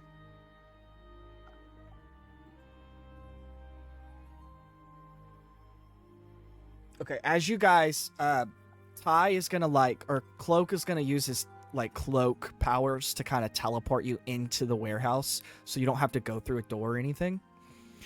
You're in a black chamber lined with sound dampening scrap used for interrogations. This is a quiet room or hostage holding, and inside there's broken chairs, dried blood streaks, riot marks or masks.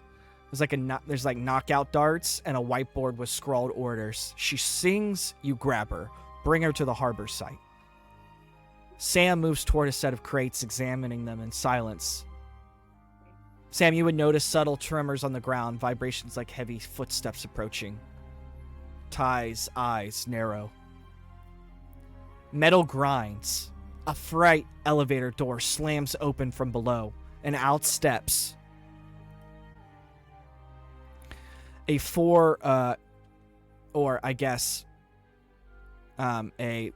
pyrokinetic mutant, just dressed in your classic gangster outfit.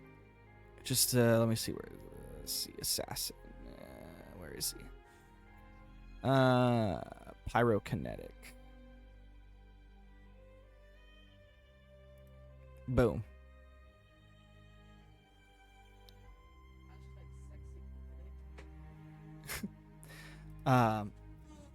And another guy, Pyro guy's kind of starting to be on fire with his powers, and the electric guy's kind of charging himself. He's the pyrokinetics guy. Is awful. He's chewing a toothpick, looking amused to find intruders. Well. Spits his toothpick out. the singer's pets. He cracks all 4 sets of his knuckles.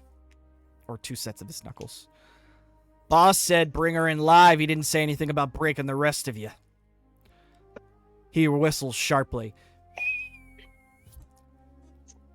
Smugglers pour from the sides, masked, armed with, submachine guns, some shotguns, a few with prototype laser weapons. This isn't really a tactical unit. It's more of a street gang turned like paramilitary, and it's all financed by a backer. This is basically radicalized propaganda trained enough to be dangerous. They start to close in on you, but Cloak does not wait. The lights rupture overhead. The shadows coil around Ty, twisting into monstrous shapes. His cloak spreads wide, and 7 smugglers vanish into the dark force before they understand they are dying. Where do those guys go? No screams, no echoes, just silence. Swallowed terror. The rest back away instinctively. The riot leader does it. His grin's wire. You trick. He smiles as he puts his 2 fists together. A shockwave ripples outward as the flame overcast, knocking you kind of almost back. Tandy leaps high, blades blazing. She slices through a net gun, sending it whipping back into its user. And another blade carves through a makeshift riot shield, splitting it cleanly. And lights burst across the mall, revealing half a dozen smugglers, more flooding in from the catwalks, and the 2 basically riot leaders, the pyrokinetic and the electrokinetic, kind of setting up for this battle. Sam, how would you like to kind of enter the scene and kind of set yourself up into combat?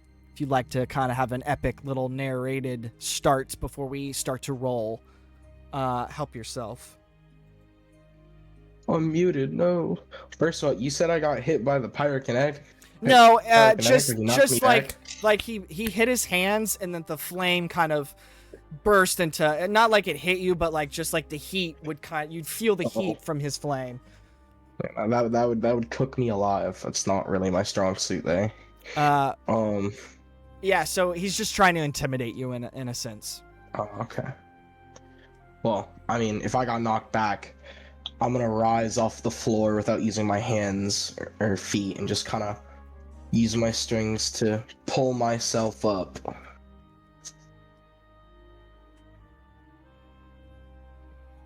Kind of battle ready stance. Okay, so you don't want to have any kind of pre-combat. You just want to prepare yourself and stick your foot in the ground. Yeah. Okay. Yeah. All right. Perfect. So now we finally did it. We've gotten to combat. Everybody now is simultaneously has entered their combat. Whether it be a 2-way against the Limbo Demon, and basically the possessed magic with an Iceman and Silas against the Sentinel. There's Daredevil and Sigrid against the Hazmat Smugglers. Dazzler and Tank against the Hitmen / Assassins. And Cloak, Dagger, and Sam against the Hideout base smugglers and assassins. All right. I appreciate everybody's patience, so I set up everybody's story, but now we're going to enter combat.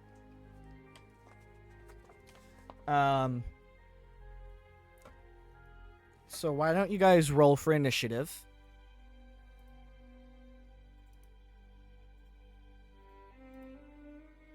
Can you get combat music? Yes. Yes. Some Yanni. Wait, did you just say what I think you just said? I've unironically been listening to the Blade Club theme song while Yes. I've been running. Unironically. What else? 10 out of 10 would recommend. I did 10 watch out that of 10. movie. I'm proud of you. Oh my god, Tank or twins. Yeah. You're the pretty one, though.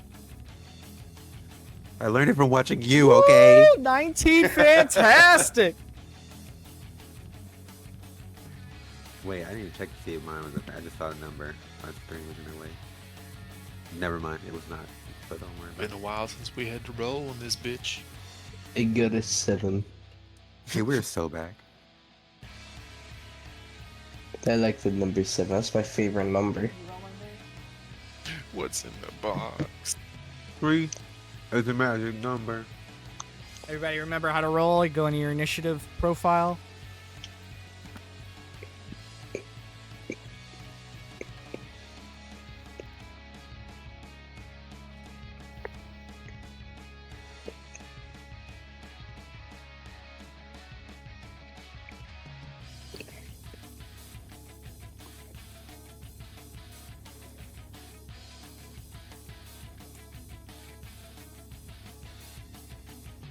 Okay, is that everybody? All right. Yes.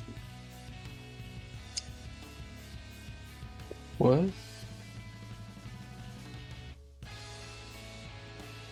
Okay.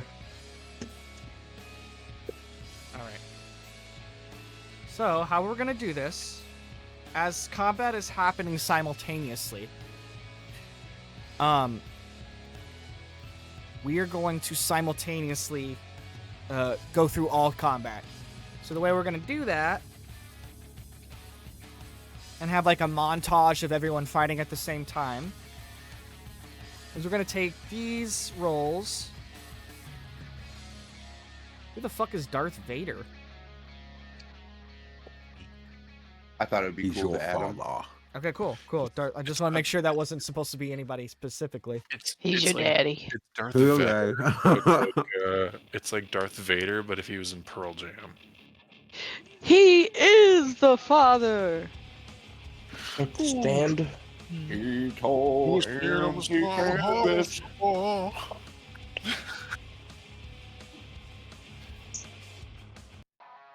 right, second line's money. Okay. I put Silas twice because he had the fantastic. All right, yeah, no, that's perfect. I appreciate that. Okay, so what we're going to do then is we're going to follow that initial order as the flow of combat as we switch through the scenes.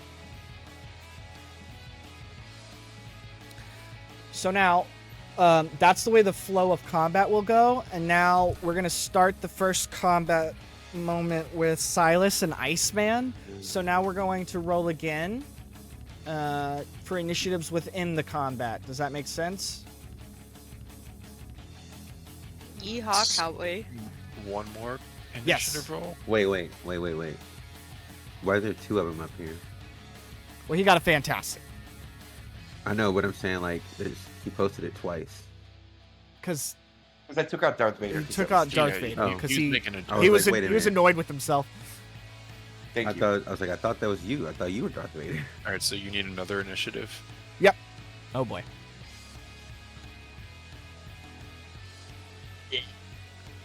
Do you want me to just tell you or put it in chat? Or in the side. Just hold it in your mind for a second. Cool beans. I want you to really think about it. Just think real hard on that initiative. He said think about it, not shit yourself. Really, he is. I'm kind of scared. I'm not gonna lie. Like, oh my I didn't God. realize it was your job to tell me how to think about it. That's fine. Oh, Well, fight, you just fight, did. fight! All right. You listen to your father, all right? The Sentinel. I thought there was a Jehovah's Witness. I'm so sorry. The Sentinel rolled an 18 fantastic, and Iceman rolled a 13. So what did you roll? 15. All right. I'm gonna give you Mhm. your fantastic to start because you rolled a fantastic initially. So I'm just gonna give you. Could you do me another solid? What's up? Could you send me? Could you send me Iceman? Oh yeah, that's right. Yeah. Yep. I was like, you can't. The Oyster Take- Man cometh. You Can you can't. send me Bay? Can you send me Bay? Yeah, I'm gonna send you Bay. I'm gonna send you Bay. Here you go. Here's Bay. That was right. Can you send me Bay, please? I need I Bay. picked Summer Love. It happened so fast. Summer loving, having a blast. Met a girl, she almost drowned. Oh. Met a guy. It got dark real quick. I mean, No, it's that's more, the but at the actual same song. time- Yeah, No He's way. like, I saved her from yeah, you'd be amazed drowning. at the lyrics in Greece, man. They're fucking. They're It's creepy. fucked. I never listened to the lyrics. Oh no, and then Never. like these like middle-aged high schoolers are like, Yep. These how far 35 you to go? 48. And Yep. how- Tell me more. Tell me Hold more. Tell me more. Tell me Did more. she put Did up a you- fight? Was one of the Yeah, lines? that one was the real creepy one. Tell me more, tell me more. Aren't you guys supposed And to then be Grease graduating Lightning by now? has the Chixel Cream for Grease Lightning. What the There's fuck? some- I don't know Lightning. because Grease Lightning's pretty baller. I don't know if they were wrong about that one. Just let me know when you guys are ready. Cool. Oh, I have the Iceman sheet. You ready to go? they call Yes. it the ice. All right, here we go. So Sentinel will get the. So you both hit fantastic on your rolls. So Sentinel gets to go first because he hit an 18 fantastic. Then it will be you, and then the technical round will start with Sentinel, then you, then Iceman. Does that make sense? It will. It will. Trust me, it will. So 18 fantastics. He gets a pre-turn. In his pre-turn.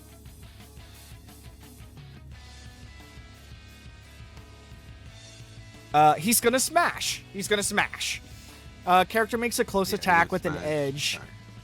For this Not attack, again. add +1 to the character's melee damage bonus for every 2 points of focus they spend.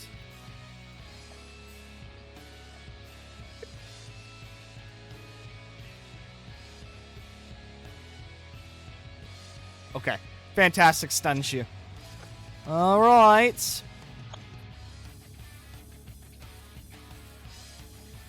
Melee damage. Here we go. Do you have a damage reduction at all?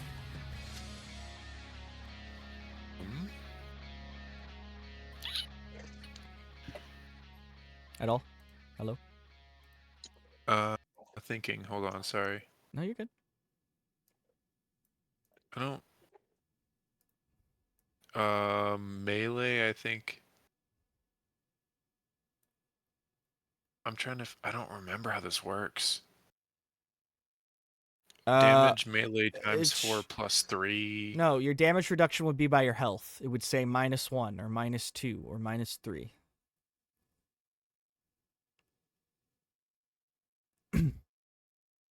No, then. Okay, No, does I it think say so. anything? All right, cool. No. Where's the music? Am I fucking? Where's our 90s? Where's our hour-long X-Men theme? Where'd that go? There it is.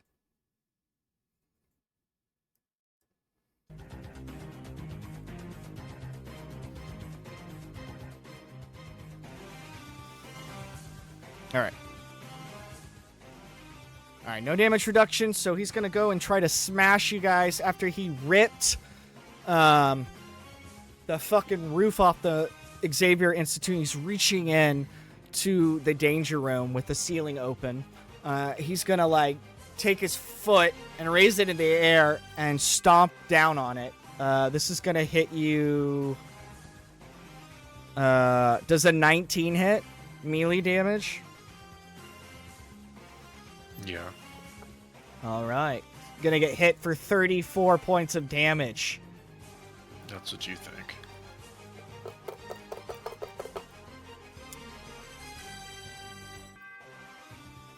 You have a response? I still have elemental absorption, so I take damage.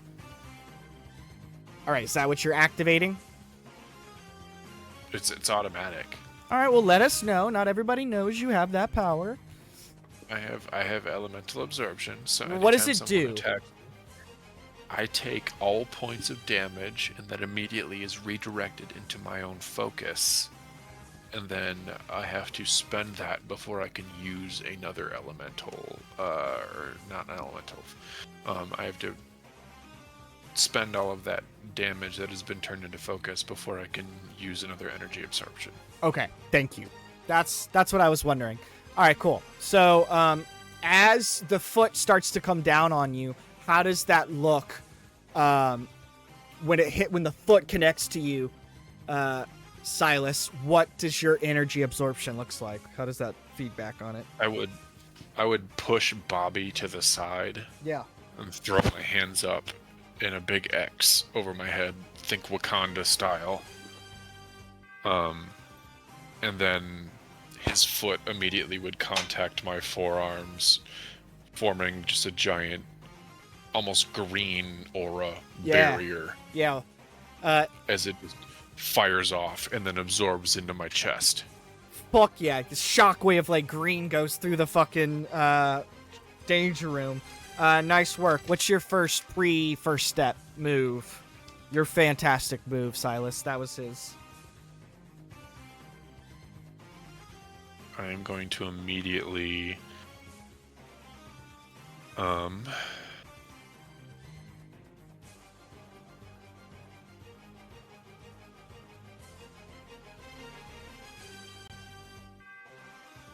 going to use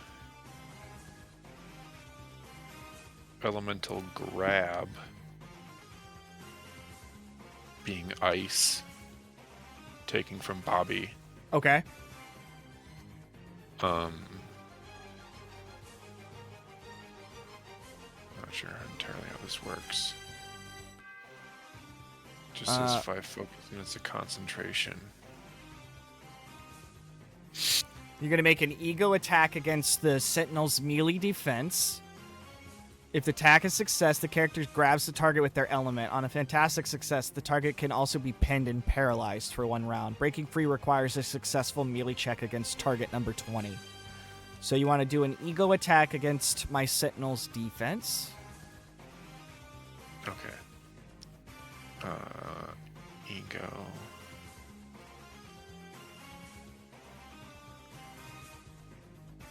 Uh, 19? Yeah, that hits. Yeah. For sure grabbed. And then what does it say? 17 damage.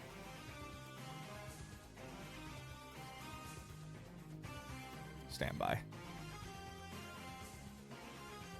Iceman. There we go. Grab. And use the focus, right? Yeah. I only used 5, so it's like... I'm trying to figure out, is it break... Do you have to break free if you're paralyzed, or if you have to break free if you're just grabbed in general? I think you just have to break free if you're grabbed in general, because it's like a grapple. Okay. What is paralyzed? And what's paralyzed?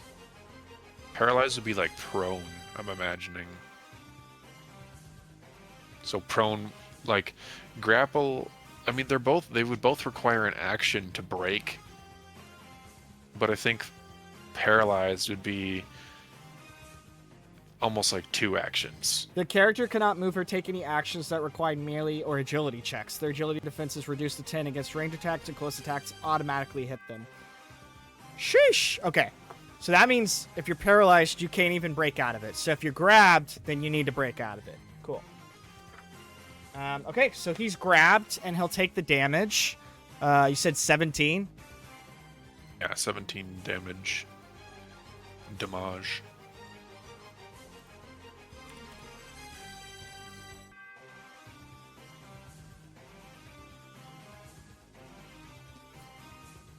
Okay, cool. Thanks, Myers. Appreciate that, man.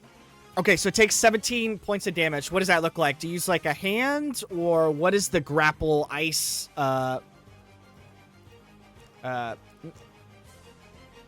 is the Green Lantern thing called? The...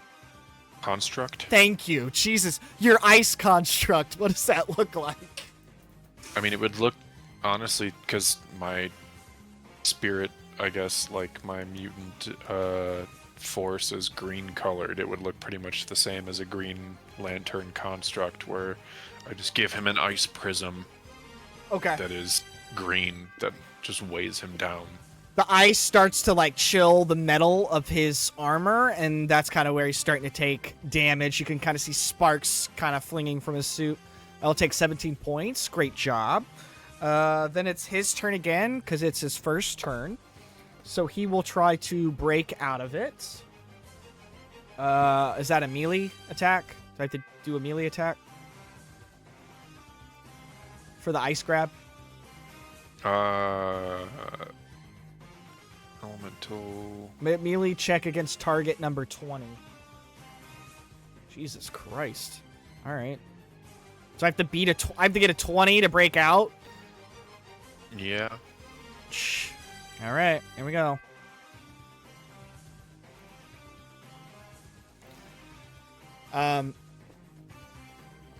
He starts to you can see him struggle with the ice as he's trying to break free, and you can start to see the ice start to break. And as he gains his strength, you can hear the mechanical sounds of like his gizmos and shit revving up. And he's just about to break through, but your concentration is able to kind of re-solidify the ice prism, and he almost breaks through, but you're able to kind of catch him. So he's unsuccessful. Moving it back to your first turn. Silas, what are you going to do now? I'm going to Elemental Burst. Hit him with ice.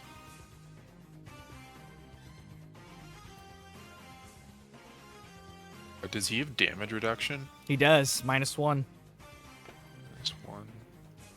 Why is it not letting me? Okay, there we go. Okay, I rolled a 15. Is it agility or it's a burst, so it's agility? Yeah. 15 hits. What's the damage? 21. All right. Good job. What does it look like? What's your burst look like? Is it is it spray, or is it like daggers of ice? What are you conceptualizing? Yeah, I would think like how ice shards collect on a gutter. Okay. Similar kind of thing, just me blasting Nice. green ice shards. Fuck yeah, dude. That's awesome. Boom, boom, boom, boom. As he kind of slides back, still in his prison by getting hit with these ice sculptures. Now it is Bobby's turn finally, in turn 1. Bobby is going to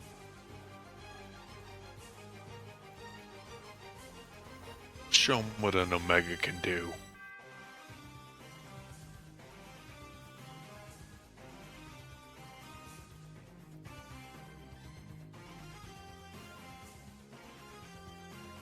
Okay, so Bobby's gonna do. What did you do? A burst? Burst. Yeah. I'm gonna do a blast.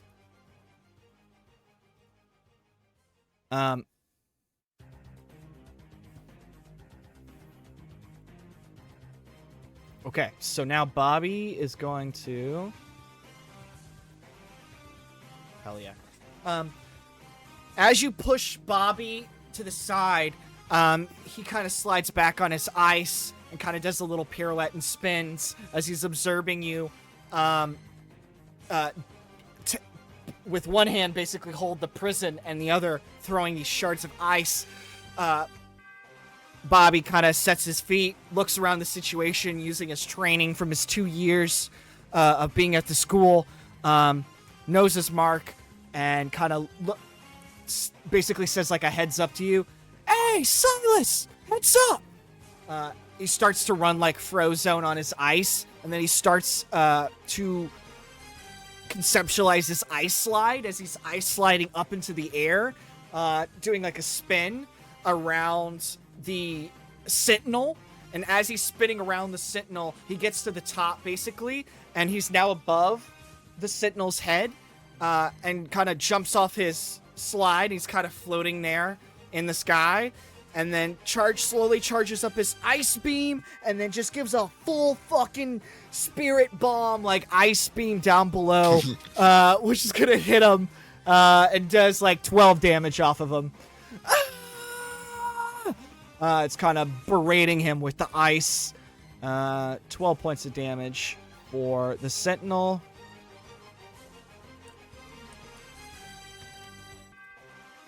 You can say he just got served. Welcome in, Adam. Welcome in, Rosie. So now it's back. You guys are kicking the Sentinel's ass, by the way. Back to the Sentinel's second turn. He's gonna try to break out of this melee thing again.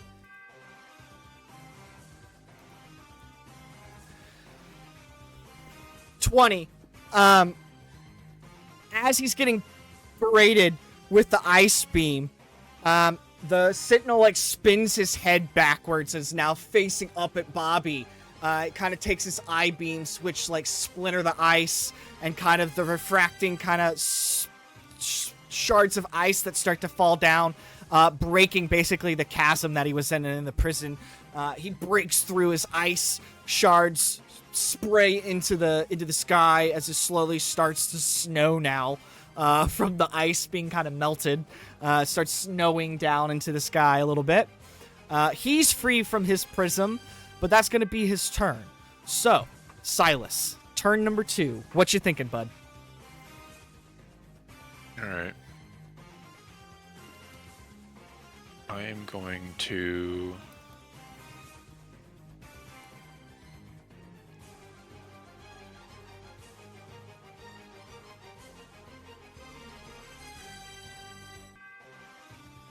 You know what? Fuck it. I'm gonna follow up his elemental blast with another elemental blast. I'm going to blink up above the Sentinel so that I'm looking down upon it. Okay, so as you blink up, Bobby's like falling down from his ice slide, so he's falling through the sky, and as he's going down, he's like, elevator going up, elevator going down, and then you guys kind of, as you blink, he's falling, so you guys kind of fall and blink at the same time. Now he's at the bottom of the floor, the feet of the Sentinel, and you're blinked up above him. You've basically switched spots with Bobby. While I'm up there, I'm gonna snap my fingers. Hey, bud, up here. Sentinel spins his head again. Mutant acquired.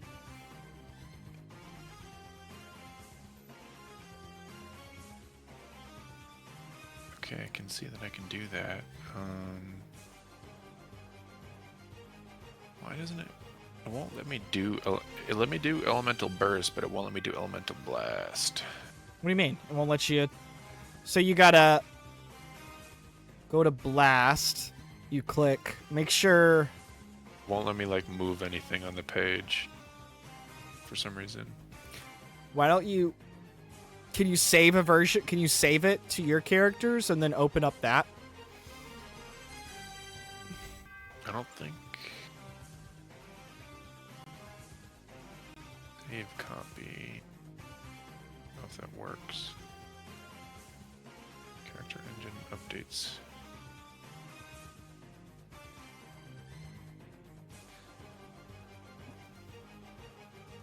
I'm sorry. You're fine, man. I'm trying to. Oh shit! There you go. It worked.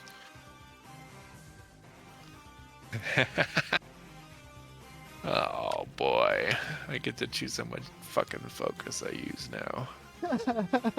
Yeah, I'm coming down on him with 15 focus.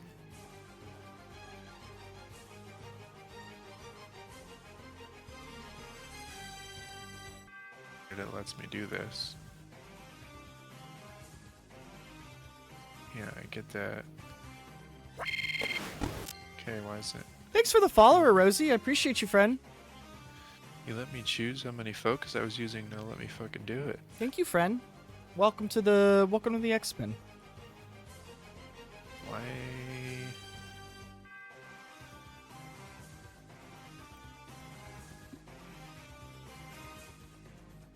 Is it? Hello? What the fuck is going on? What's the issue? It's like not. It let me choose to go up to 15 focus, and then I hit the 15 focus, like the red square. That's like the outline focus, and then now it's gray. I don't know if my internet's like fucking up. Hold on, I'm gonna reload the page.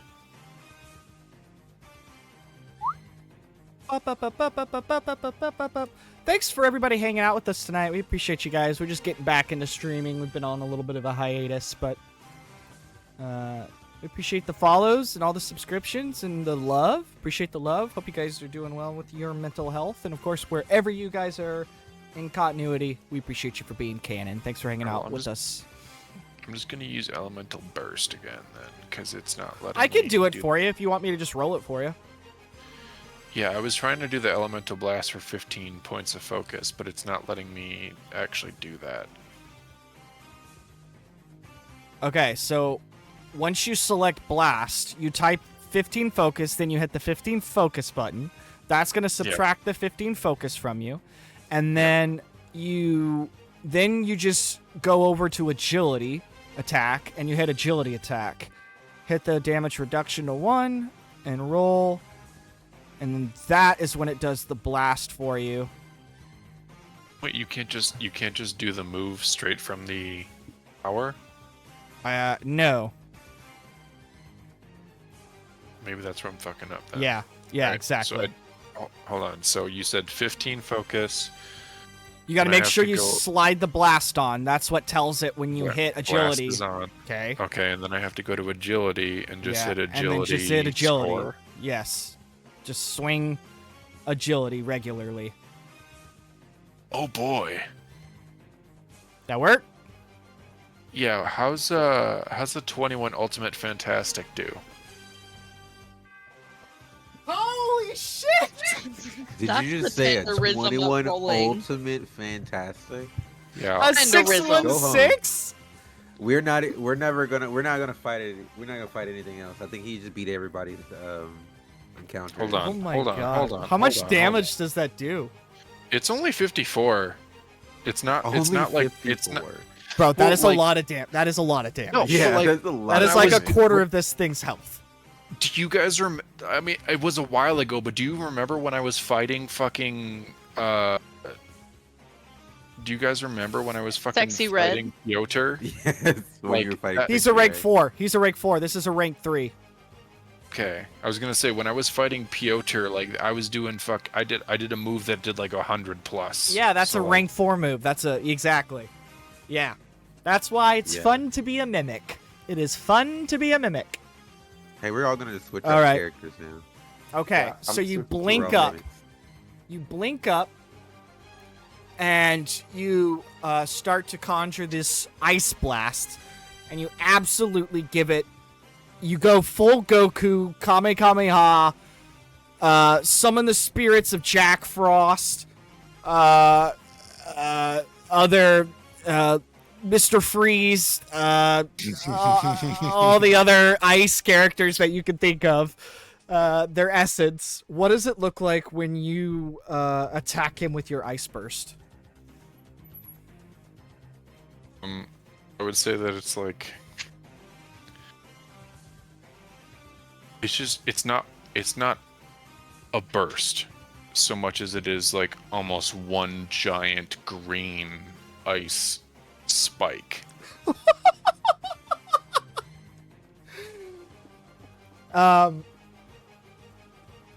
As you blink into the top, you start to almost absorb all the ice and snow that has been kind of sprinkling down from the air from you and Bobby kind of going Duke to Duke with this guy with ice powers. You absorb basically all of it as you kind of bring it all into your aura, into your body, and as everything almost like time sets still, you start to form this giant ice fucking blast spike, and it just starts raining down, and you just see this giant fucking green ice pick thing go straight through the fucking Sentinel shoulder, and it goes into the ground, and you just see him with the giant fucking spear thing spiked into his shoulder, which is pinning him into the ground as he tries to go up, and it's like mechanically failing. Nice job. You hit it for 50 points. He's still up, but he is fucked up. He's fucked up for sure. It's double damage, Myers, not triple damage, but that would be sick. Iceman.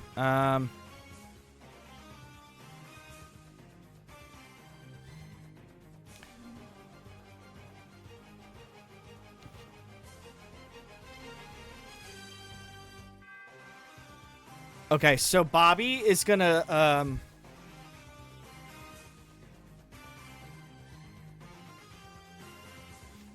Bobby's gonna kind of reposition himself, knowing that this isn't really over yet. He's kind of planning or waiting for the Sentinel's next step.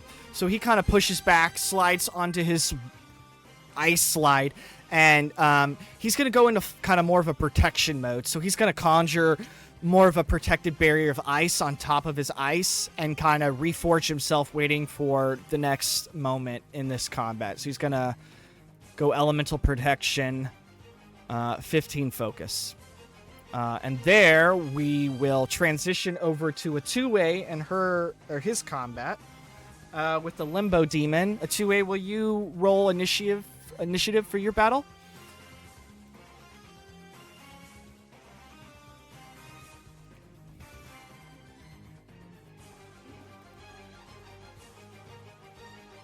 There's a two-way there.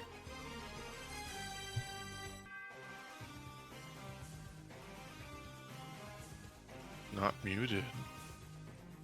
A two-way, are you there? You step away? Didn't say anything in chat. Huh? Come on.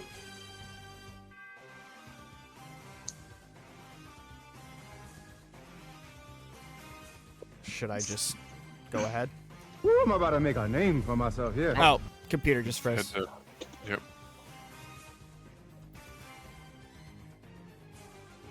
Hello? Hello? I can hear you now. Are you ready for your fight combat? Yeah, my computer literally just like my internet like Crashed out. So yeah, so sorry. No, you're fine. I just didn't know if you stepped away. Never apologize for being a rock star. All right. Well, I won't next time. All right. Okay. I didn't. So if you said I couldn't hear any, I didn't hear any setup or anything. It literally.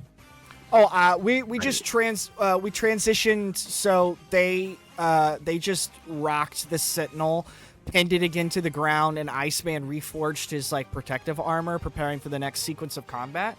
And then we're transitioning over to a two-way, to you and the Limbo Demon squaring off in the astral coma. Nice. So we're gonna roll initiative for this specific sequence. So it's you versus. You got it, Chief. You versus the Limbo Demon. Well, how about a 20? 20's perfect. Limbo rolled 14, so you get to go first. Oh, you damn right I do. I'm with this. Trying to get these demon cheeks. All right. Sorry. That was a little bit too much sauce. Yeah. So are we picking up from where like the last scene? Yeah, so essentially what just happened was the Limbo Demon revealed itself to you and Ileana as you were having your moment. He basically told you that he refuses to give her up because he's basically siphoning off her energy of grief and fear and sorrow, and basically is being a parasite. So he's kind of taken possessed control over her. So she's not really able to help you very much, as he's kind of got her essence and spirit, as he's kind of reconfigured and repossessed. So you're kind of basically fighting the dark child form of this Limbo Demon that's kind of possessing magic in a way. I'm not gonna lie though, that's like one of my favorite versions too. So, but Me too. So that's why I picked it. So, Okay, cool. Because I was like, all right, cool. I'm gonna have to fight. All right, cool. I mean, that's what she looks like when she goes into her dark child mode in our game. So that's essentially it. She got the X-Men suit and everything. So I thought it was perfect. Can you post a picture? I didn't get to see the picture. If you posted one. Oh, I did it on the. Oh, on the stream. On the stream, but I got it. I got you. I think.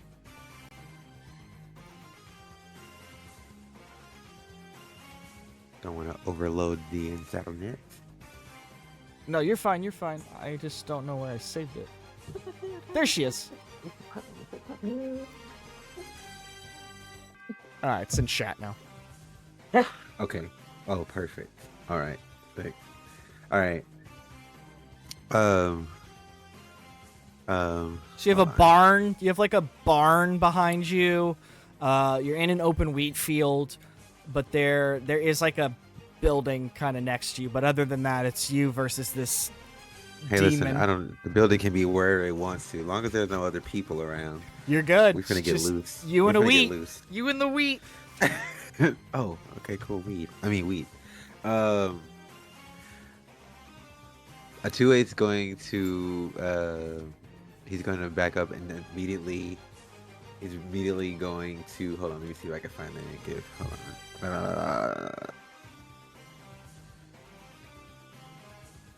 Hold on.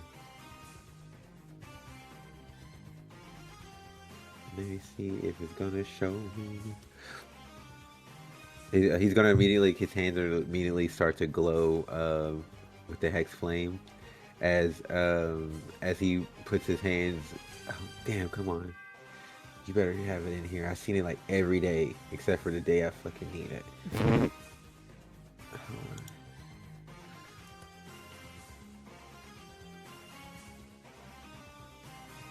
Okay, well, I think since it's not gonna show it, I guess I can. I guess you guys will know it. You'll know it. Oh, here it is. Okay, cool. So he's gonna do this, but you're gonna see him like slowly bring out the knife. He's got a knife. He's got a knife. Fucking hand. He's gonna bring out his chain. His chain knife. Oh, his sickle. His like. Yeah. Okay. Mm-hmm. Yeah. He's gonna start coming. He's gonna grab it and pull the rest of it out of his hand, and he's gonna basically he's gonna ignite it with the hex flame, and he's gonna like this. I will not let you take her. So is this a fight that you want?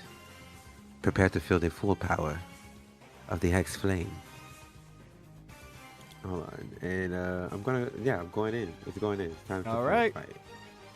Hold on, I gotta put. Yeah, my mental ability, my brain. Let's use our brain. First things first. Since I am using this, I'm gonna go ahead and use. I'm going to use. Let me make sure. I haven't looked at this in a minute, so I want to make sure I'm using the right stuff. I'm actually just gonna go in for attack first. So I'm gonna use my agility because I'm able to use my agility for us, and I'm gonna go ahead and attack for him. And I rolled a 20 actually. Jesus.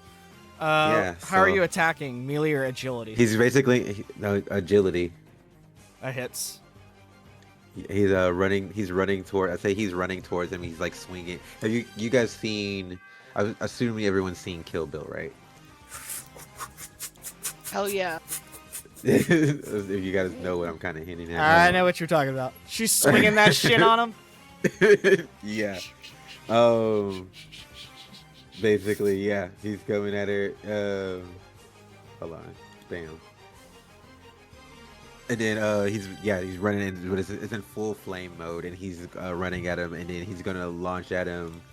I'm just like using visuals because I'm like literally a visual. I'm like, oh, it's perfect. My brain's on some other shit, but yeah, he's basically gonna run up him. He's going to try to wrap. He's gonna throw it at him and try to wrap it around the demon child and just basically use it to use the momentum to swing swing around and like stab it into them. How much damage does it take? It takes 26 damage. Nice. Kind of screams in agony. I love it. Stand by. Stand by. I clicked out. Stand by? Okay. Oops. Oh, Okay. fuck. Things are happening.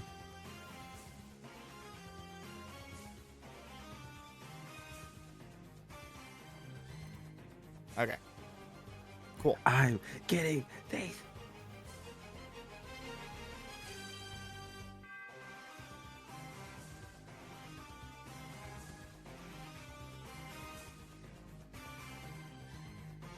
I also realized that 2A is essentially supernatural scorpion at this point. As mentioned, I'm looking at these. That is and I was like, hilarious. he essentially is supernatural scorpion when he has that. So he's gonna crawl. The limbo demon is gonna cry out in pain, and turn that into rage, in which he's gonna swing some vicious attacks at you. Oh yeah, bitch. Well, I'm gonna dodge it. How about that? How about that? Does a melee of 12 beat your melee defense? Well, we'll see. Melee defense. No, it does not actually. It does not. So Nope.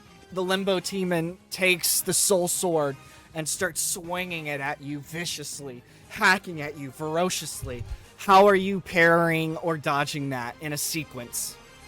I think as it's doing that, 2A is kind of like using the chain. He's like spinning the chain and like just like dodging the hits and using the chain. Like every time it would swing a good close to him, he would use the sickle to kind of knock it out of the way. He's like, Yeah, just the basically, momentum of the chain. Nice. To Yeah, kinda... he's just like weaving through it, just like almost in a dance in a way, but not like fully. And he's just kind of like, he's like, you're gonna have to be quicker than that. Okay. Right back to you. Turn 2. Turn 2. All right, turn 2, baby. Let's do this. I'm going to use an elemental blast. Hold on. Make sure I don't. No, actually, I'm going to use elemental burst.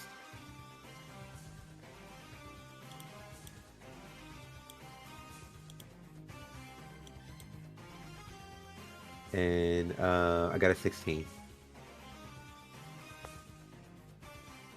I'm gonna use it to like I'm gonna just charge up the hex flame and kind of like as we come to like as I dodge the hit, as the 2A dodge the hits, he's gonna like kind of bounce backward, like jump backwards, and just literally push hex flame towards him, towards the demon child version of her, he's gonna try to launch it into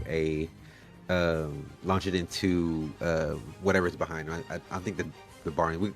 For the sake, can I just say the barn's behind him? Yeah. Okay, cool. And launch it into the barn. Okay, I rolled a 16. What did you...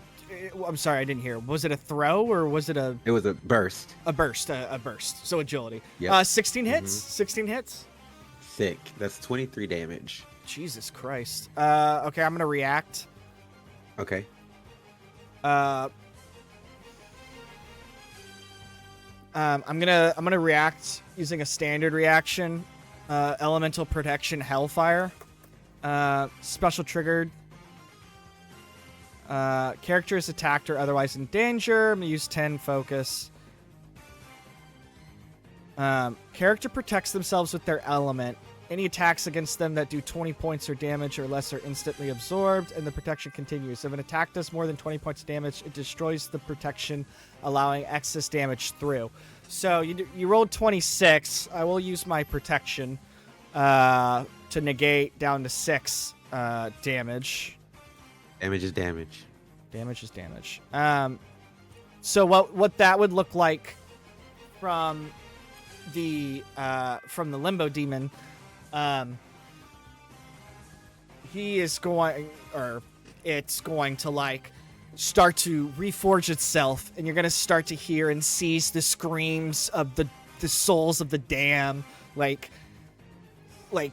echo over its armor and kind of reinforge itself. It's still taking blows, but it's hanging on and kind of fighting back. So that's its reaction for its turn. Now this is its second turn. It is going to try to put you in a prison. So it will use 10 focus, 4 ego. All right, so the prison works like character picks a point of line, traps any chosen target, which she is focusing. It's focusing on you. The character makes an ego check and compares the results against the agility defense of its target. So does a 17 beat your agility defense? Well, you know, in a normal situation, I would say no, but yes, it does. Okay, cool. On each success, the character traps the target within its prison's parameter. Attacks against the prison are against the character's ego defense. Any attacks against the prison are absorbed as if it made against the character's elemental protective power. And the prison continues. If an attack does more damage than the character's elemental protection power can sustain, it destroys the prison, but no one is harmed inside. Is this supposed to be a protection? Or... Did I read this wrong? You can protect me all you want. Did I read that wrong? Feel free to protect me all you want, but it's fine. I think it's supposed to be a protection. I think it's supposed to be a protection as well. All right, well, let me negate that. No, you already protected me. You can't do anything. You're already keeping me safe. I totally just. She wants me to. That's why would they name that prison? That doesn't seem like. Yeah, I don't know. It is weirdly. That is a weird name for it. All right, I'm just gonna fire a burst. Well, fine. I'll just try to dodge it then. How about that? Does 18 hit? Well, I'll just get hit by that. How about that? I'll just try to dodge it. Does an 18 What's your health? What's your health at right now? Oh, my health is full health right now. Which is? Wouldn't you like to know, Weather 60. Boy? 60? Uh-huh. Oh, no. Did you just get a 72? You're dead. Do you have any? Listen, I'm dead. Do you have any way of healing yourself at all? No, I'm not a healer. Oh my. I mean, I could go in astral form, then you really can't touch me, really, technically. Well, not your astral body, but there's no one there to protect your mortal body. Hey, listen. So either you're gonna do this or we're not gonna do this. All right, you're gonna take 45 points of damage. God dang. It's a fantastic. Oh, it's a fantastic. Okay. That's I was like, right. oh, that's our normal attack? That's crazy. Fantastic. It lines you up. I don't think it's that fantastic. I don't feel fantastic at all, Mr. Stark. Basically, like, throws its, like, hellfire spit at you, bombarding you with the souls of the damned. I wish I could absorb that because technically I am connected to the souls of the damned, so I kind of feel like this is crazy. These are like below the infernal gates of hell you've ever been to. This is like subsection I'm not saying I have. of. I'm just saying in general as a player. I was like, Hey. you know what? Hey, bring that up with your god. You know. Listen, wait, which one? I don't know. That's what I'm saying. I Oh don't know my which God. one you want to have a Continue. pickle with. We're gonna talk. No, I'll talk to them afterwards. So this is gonna send you flying into the barn wall, through the barn wall, as you slide into the dirt on the ground, and you just see the limbo demon with the hole in the wall, as you're like laying on the grounds. And there we will cut. Okay. Yep, that hurts. We will cut to our next combat, which is tank. Tank baby, you're up. Yo, what's up? How you doing, bud? I'm okay. It's your turn to get fucked up, motherfucker. Yeah, I hope so. Do you want to roll your initiative for us? Yes. Okay. 17 fantastic. Seriously? Mm-hmm. Sexy. All right.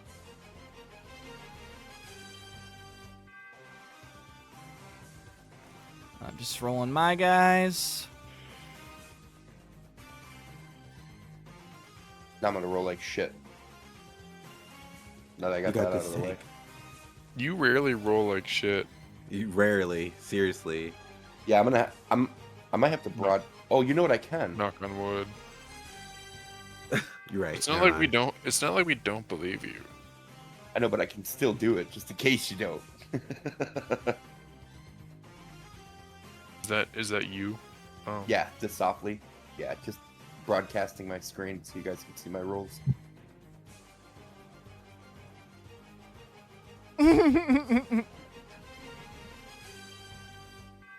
That's a 17 fantastic. He's not lying.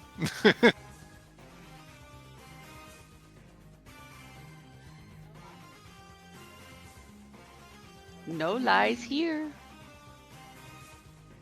Screen share is kind of dope. Not gonna lie. I was taking pictures before of my rolls.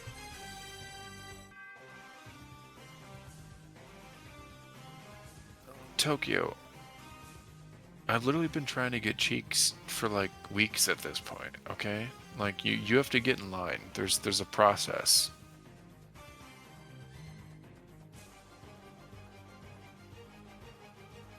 Have to put her in horny jail. Yeah, no, Literally or figuratively?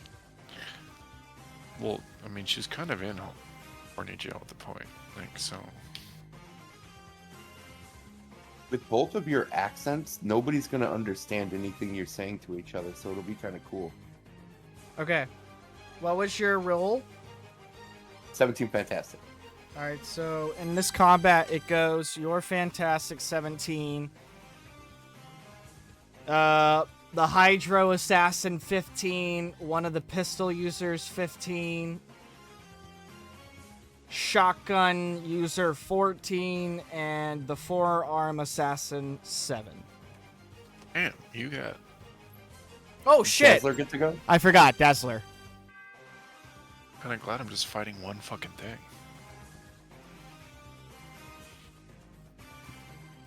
Dazzler. 14 Dazzler.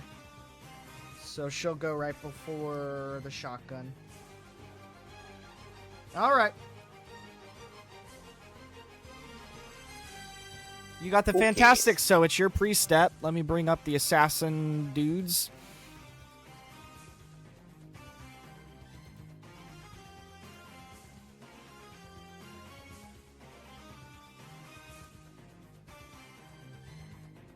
Alright. This is your pre-step before your first turn. So, what you thinking? I'm thinking I'm just gonna jump on top of the music box or the jukebox that's in the room. I think if you have your stream thing on, it messes up our mic situation. Oh, okay. So we'll turn that on the next time. How about that? That's perfect. You're back to talking. Okay. Sorry about that. Thanks for the heads up. No, My you're bad. fine. You're fine. I was just trying to figure out why your mic Tank was. is going to jump on top of the jukebox, and I'm going to do a ethereal sonic blast, which is my new power. What And the basically- fuck? No, I'm just kidding. I'm just going to do an elemental burst on the guy. Don't fucking. Are you. Dude, I got so hard for a second there. What the fuck? Holy shit! I was like, it calls upon all of the gods. All right, so you got who are you swinging for? You got the big forearm and I guy. have a damage reduction of 1 just for Thank future you. reference. Appreciate you. Are you swinging at Shotgun. the shotgun guy in the back? Yeah, I want to get rid of the shotgun guy. Shotguns Pretty scare smart. me. They hurt. That's man. pretty smart, dude. I'm not gonna lie. I'd be intimidated too if I didn't have any armor on. Okay. What's the burst? Just a regular elemental burst. Okay. What's the And results? I'm gonna fire. Okay. Hold on. I'm gonna have to show this screen. I believe you, bro. Fantastic. You don't have to. You don't have to do that. Just. Can you just like copy the page It's and a post it in the chat? It's a 20. It's a 20 fantastic. Jesus Christ. Yeah, it's a 20 fantastic. Okay. That's fucking dope. What's the damage? Fuck that shotgun 48. bitch. 48. Okay. 48. All right. So you jump on top of this jukebox. Do you use the music coming from the jukebox to like supercharge yourself? 100%. Anything else before you let this go? What does it look like?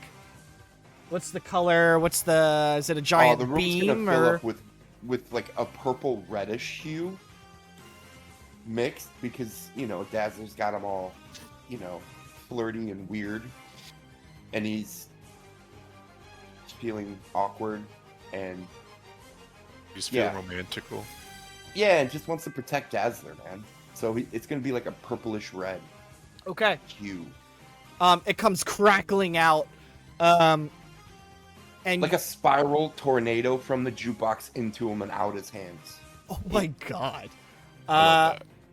It goes careening across the room as the four-legged guy only has a second to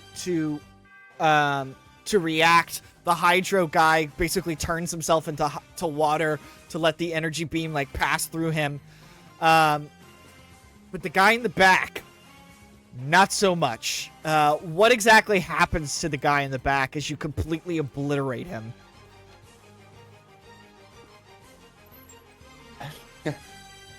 Sorry, as I wipe his brain matter off my face. Jesus. You don't kill him. I was just saying, do you wanna send him through a window? Did you wanna? What does it look like for you to not destroy him, but knock him out? You knocked him out. Okay, I'd like for it to hit him in the head, and basically have him fold backwards and hit his head on the ground, like instantly, like just fold backwards and just he's out. Concussion of concussion. As the four-armed guy kind of looks back at you, he's like, "You missed."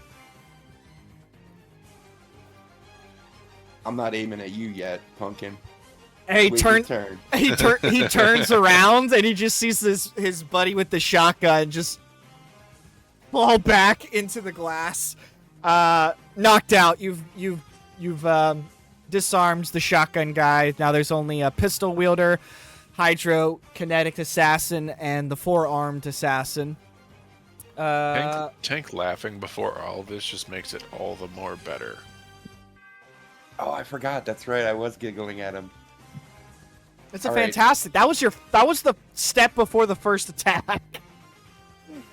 All Now I right. get to go again, right? Now you get to go again. You got it, bud. Forearms. Go for forearms. I'm going for forearms. All right.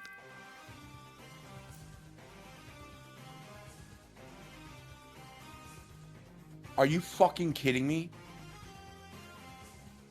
Another Okay. Did you get fantastic. another one? Please. Did you get another one? Please. I rolled a 26 fantastic. Hell Get yeah. outta here. Let's go. Hell man. yeah. Fucking fuck you, forearms. whoa, hey. Okay. I mean, don't Eat fuck. humorous forearm. Okay. That is insane, dude. Okay. So wait, is that double? What's the damage? 58. Okay. So Forearms, more like no arms. So forearms turns around and says you missed, then looks behind him to see that somebody leave.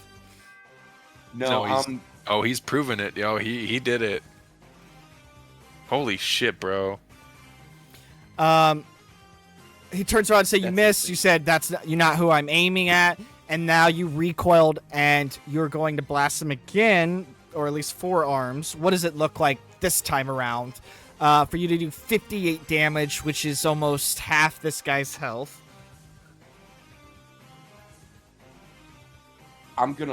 He's gonna look back at me after he looked at his friend, and I'm like, now it's your turn. Yeah. And now I'm aiming at you. And I'm gonna hit him. Except what I'm gonna do, that energy I took and I shot at the guy, I'm gonna reabsorb it, so it's gonna come back to me in energy form, and I'm gonna blast it at him. Okay, so as he turns around, you missed, and you're like, I wasn't aiming for you. The recoil sound vibrations of him hitting the ground reverberates, and the energy sent back to you as you absorb it.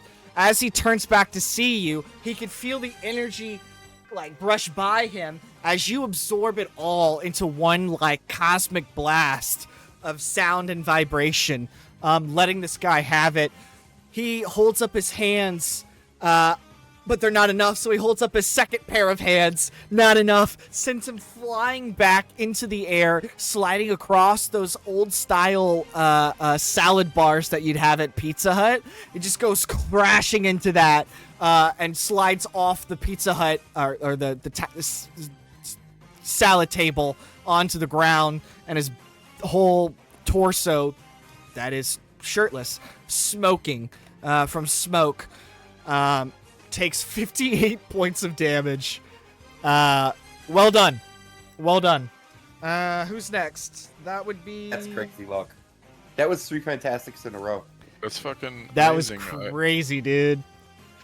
It's the Hydrokinetics turn. It's been a while.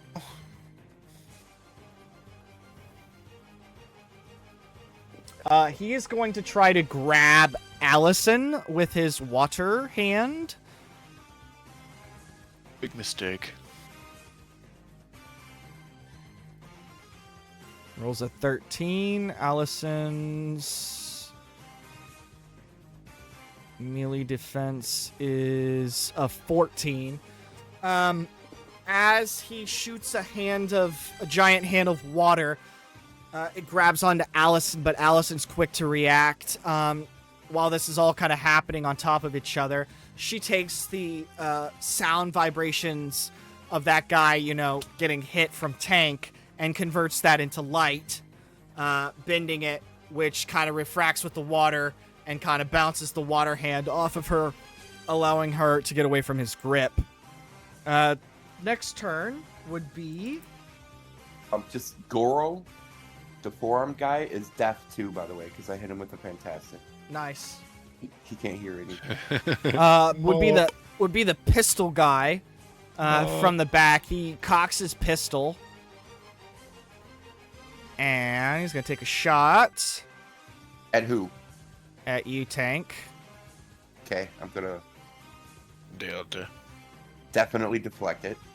Delta. Oh, wait. Oh, weapons blazing. Character blazes away at 2 foes at once. He's going to unload on both of you. Does a 7 beat your agility? Nowhere near. I don't think it doesn't beat a snail's agility. That's a gunshot? Okay. So he's kind of nervous because he's seeing all of this happen. He's like shaking with the pistol. And he looks up and his eyes are like closed and there's just bullets riddled around both you and Allison. And you and Allison both look at each other. She's like touching herself. Like trying to see if she got shot or something. Shakes her head. Now it's gonna be...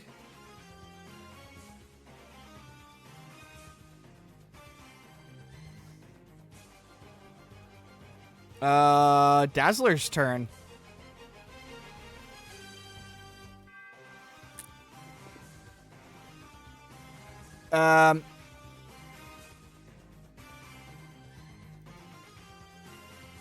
She is going to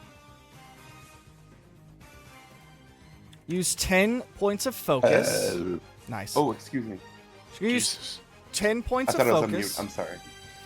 The character then conjures up illusionary duplicates of themselves. The character can creates one sound and sight illusionary duplicate of themselves per rank. So she can create 3 little dupes of light and sound. They look exactly like her and are under her control. Basically, they splinter out from her as like a light refraction. And Dazzler herself can instantly move into one of the open spaces of one of the 2 duplicates. They can move up to 10 spaces, and they can pretend to attack and miss opponents, but they can't actually attack. And once a duplicate's hit, it instantly gets removed. If the character successfully attacks someone or does something else to make the truth evident, the illusion ends as well. So essentially, it's just a decoy to kind of confuse the enemy. So she's going to conjure up these illusionary light refractions that look just like her. And she's going to move to the right. So there's 3 Allisons now. One closest to the jukebox is the one she is. And that's going to be her turn, which will then move us back to Tank. Your second turn. Oh.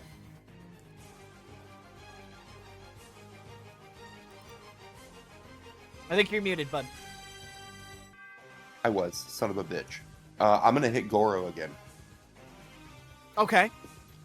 Fuck you, but yes, okay.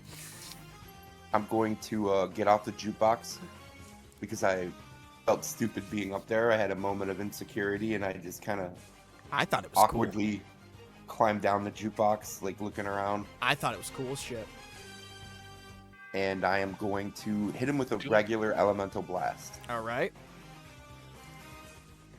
He's trying to get off the floor from being slung over the salad table. I would say that Tank does a backflip. Okay, listen, I'm going to share my screen. I'm sorry to keep doing this to you. No way. Tank does a backflip. No way. Tank does a backflip off the fucking jukebox, and then lands does on this. his ass and then still does it. 19 fantastic. What the fuck? Popping the fuck off. Really? Gods you that's prayed insane. to. Okay, so AI's favorite. what's the damage? I know. 48. That forearm, bitch. Fuck that forearm, bitch. Wait, what happened? You said it in such a high pitch. Your noise rest. Yeah, your mic cut out. I know. I didn't even get to use. I was so excited to use Grogo, whatever his name is tonight. Forearm guy. But you're gonna get him here. How do you take out the four-armed assassin without him laying a hand on you? I'm definitely gonna say, and now I'm aiming at you again. And I'm going to, I'm gonna bounce the energy off the floor into his head. Okay. Oh. Which energy? Are you taking like the sound from Allison's? Well, the room is so full of sound. Okay. And, so much is happening. Gunshots. There's so much to absorb. Yeah. There's so much to take. Yeah. It's that's kind of where I feel like all these great rolls are coming from. Okay.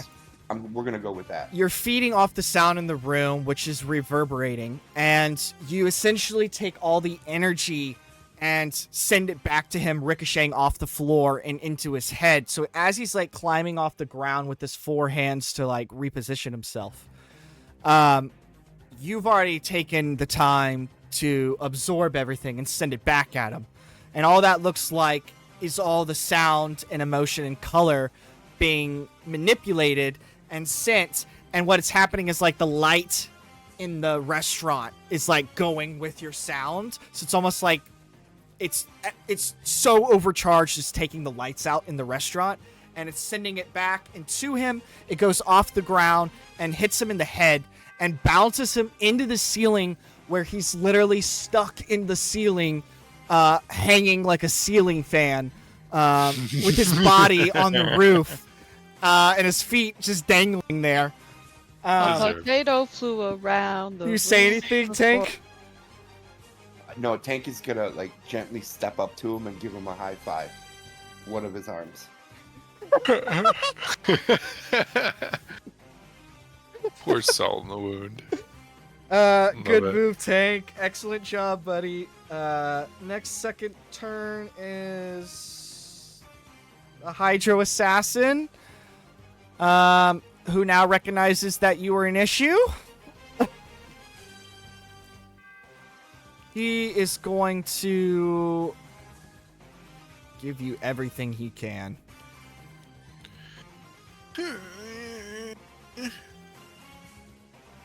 Is that really right?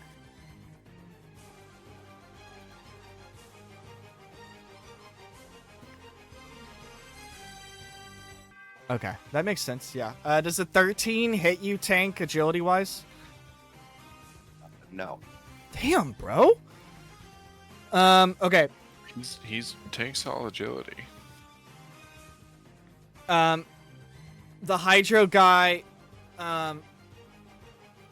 goes to, like, the floor, and he, like, stomps the floor with, like, almost like a water-infused stomp, which busts into the ground. He takes out a pipe, and he pulls the pipe, which breaks, and water starts to kind of spurt into the air. And he takes all that water, and he starts to, like, basically fire hydrant you. And as you're getting berated with this heavy blast, how are you kind of taking it, Tank? Tank is gonna vibrate like a tuning fork because he has environmental protection against water, heat, all that cool shit. Yes. And it's just gonna kind of flow. The water's gonna flow around him. The vibration is gonna move the water around him. Yeah. So he'll look like a blur, like standing there, like all blurry, as Nice, the water dude. just kind of flows around him. Very cool. Nice move. Good thought. Good creativity. The next person in the fight would be that pistol user.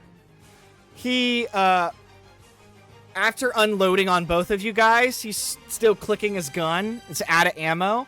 So he's going to run up to you and try to hit you with the gun. Okay. You can give him trouble. Shit. All right. Well, that's not good for me.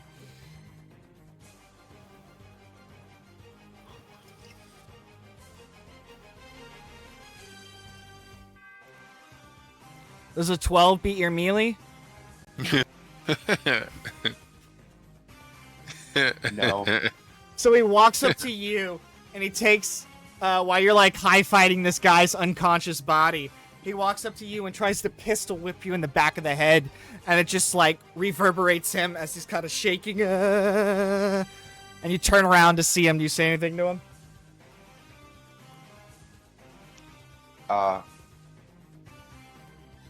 I'm definitely gonna say, man, it's such a shame that her bodyguards aren't here.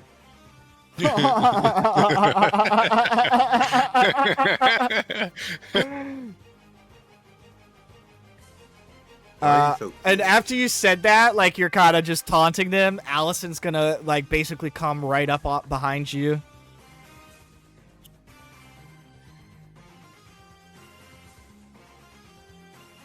I'm trying to see what I want to do. She's only gonna need one guy to guard her body after this. I feel like it's kind of like a match made in heaven. Like, it's crazy how the roles kind of fit with how we feed off each other too. Like, in a weird kind of way. At RP, it worked. Yeah, like you were joking about, like, Storm, but, like, honestly, you and Dazzler make the most sense. And you Strong guys as are fuck, literally too. inverses of each other. Yeah. Okay, she's Kinda gonna cool. use Flare. Character generates a dazzling flare of light. The character makes an ego check and compares that Dazzling. against the vigilance defense of every enemy within 5 spaces, which is the pistol user and the hydrokinetic assassin.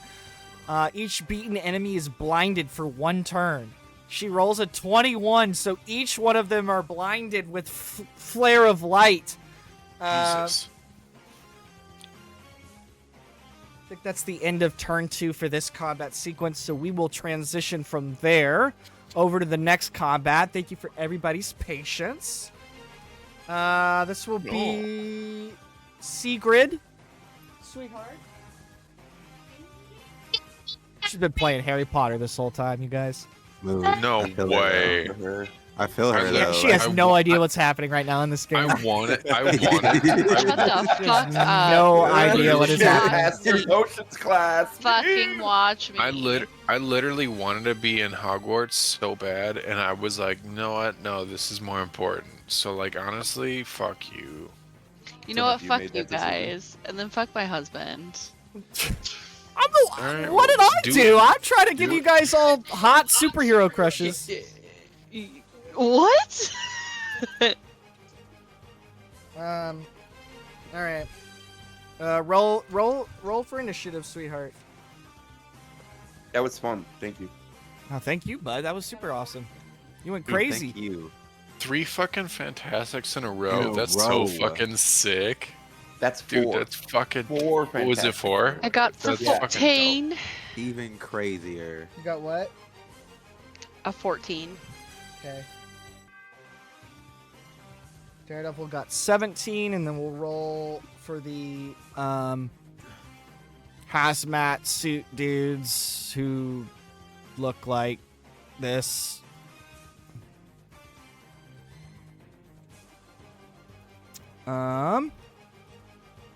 Narrator villains. Okay. Interesting. Interesting. Yes. Hazmats. Yes. We have a White. Yeah. Shotgun. White. Yes, white. Shotgun user rolls a 14. Shot through the with a heart, shotgun. and you're to blame. You give up. Prototype Alright. laser.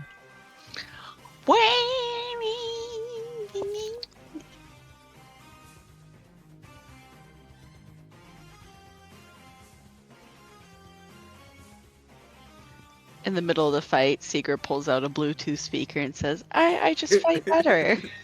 I just fight better with music, you know? I need my own music. This is not gonna work for me, so I need to drown out the screams of people. thanks. I just need to drown out the screams, thanks. Thanks. I won't be taking requests. Sorry, guys. Today's request? Death. Just want to let you guys know, we don't have to do this. I could just grow some mushrooms and we can get high. No? No one wants to do that? Okay. Nobody wants to get high. Nobody wants to get high. Everybody just wants to get to the Okay. higher up. Bunch of fucking I nerds. like that. All right, so we got, and I'll keep a track of this so you guys don't have to worry about it. I got prototype laser user 18, Daredevil 17, and then we have Sigrid at 14, a submachine gun user at 14, smuggler at 11, a submachine user at 8, and a smuggler at 6, all in this warehouse that's kind of smuggling this black goo looking plant. It's crying out to you, Sigrid. So we'll go ahead and start this thing with the prototype laser. As you guys kind of came through the rooftop and did your superhero landing, the fight kind of started, and we will go from there.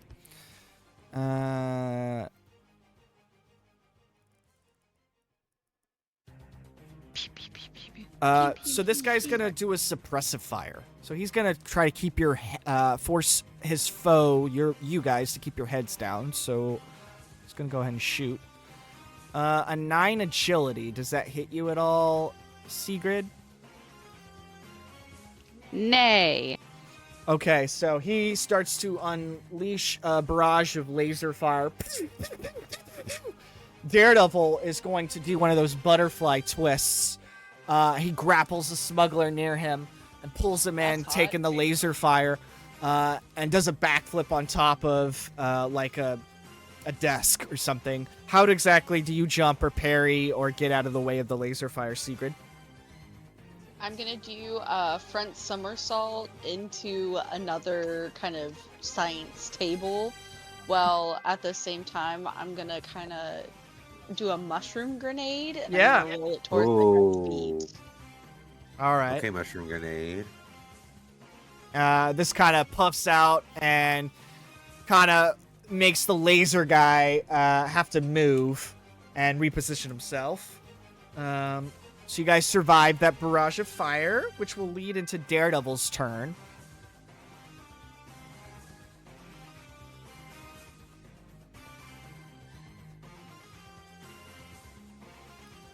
So he is going to be next to the shotgun user.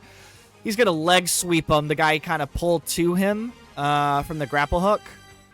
We'll use 5 focus and try to leg sweep the shotgun guy out from under him.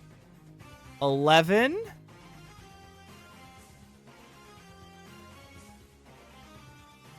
Meets it, beats it, baby. So Daredevil will, if it succeeds, the enemy takes regular damage and is knocked prone. Prone is... Don't drop the soap. Don't drop the prone. Characters on the ground, they have trouble on all melee attacks. People making close attacks against the character have an edge.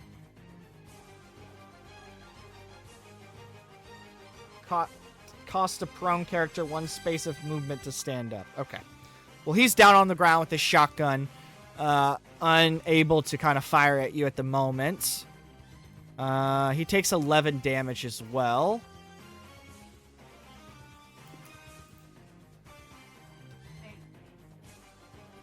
Bang, bang, bang. I'm so sorry. I'm sorry. God, I should not have said that. All right.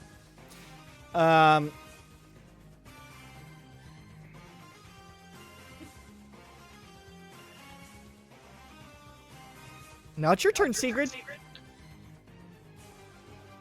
Well, I was just saying, I was just thinking that I could, get on, either jump from the table and just, like, jump on top of the shotgun guy, trying to, like, land on top of him. 100%. Knees first. All right, right into his back. You'll get an edge for it. I just rolled a 16. Fantastic. And I got a 30 damage. Oh, goodbye. Fine. God. Okay, so you jump off the table and into the air to your knees. You're gonna knock this shotgun guy out. How does that look like? I'm gonna start singing, "Bring me a higher love," and then I'm gonna just start running on top of the You're playing on table, on her speaker. And I'm just gonna like do a little front flip into the knees and just land right into the middle of his spine. And you just hear a crack, and I'm like, "Bring me a higher love."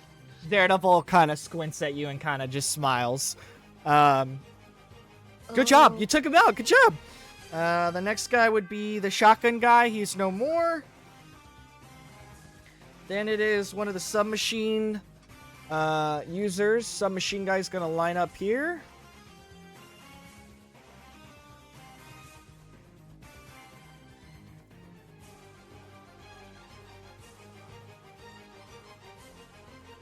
Another suppressive fire. 15. I think that's going to hit Daredevil. That's going to hit me too. Okay.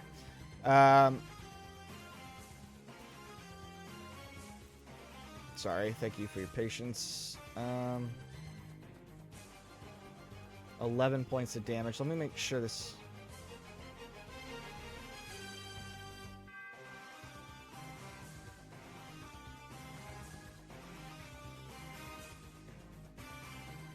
Wait, what does this do? The character makes an agility attack against the target's vigilante defense. If the attack is success, apply health damage reduction normally. Any damage taken in this applied to the target's focus. Instead, if it's a fantastic event, damage is doubled and the target takes any focus damage or stunned. Oh, so that only has to do with damage reduction.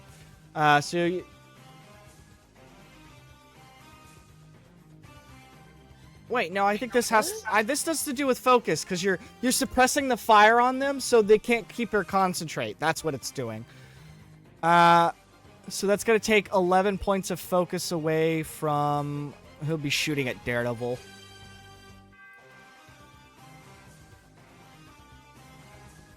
So much math. Okay. No problem. All right. And then... It will be a smuggler who just lines up to shoot at you, Sigrid. No, 2 foes at once. Fuck y'all, I'm going for it both. 13, does the 13 beat your agility? Exactly. Yeah, beats it for me too. So he is going to start shooting at you guys and hit you for 6 points of damage as bullets start to graze you. And you kind of duck and try to get out of the way. Ah, bastard! All right. -6. Okay, and then... Can I be like, your mother should have swallowed you? Wow. Please say that. Back to another submachine user, a different one this time. Okay.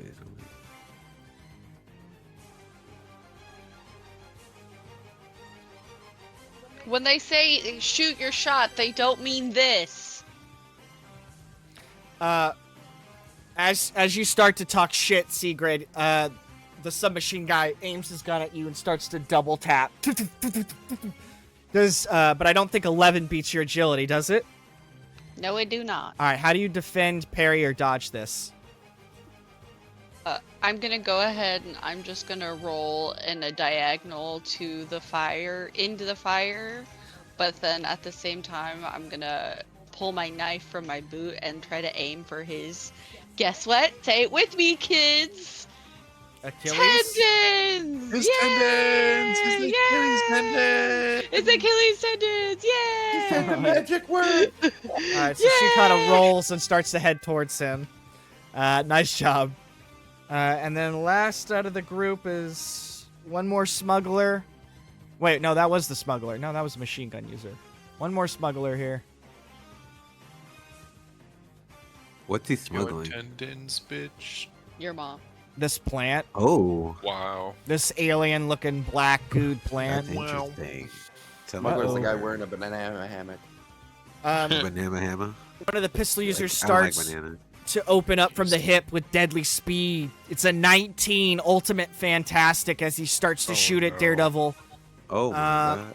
As Daredevil tries to dodge out of the way, his body armor is going to collect a couple of bullet markings, which is going to cause him to kind of slide on the floor and try to take cover. It's going to hit him for 14 points of damage. Tried to whistle, it didn't work. Which is going to take us back to the top, to the prototype user, laser guy dude.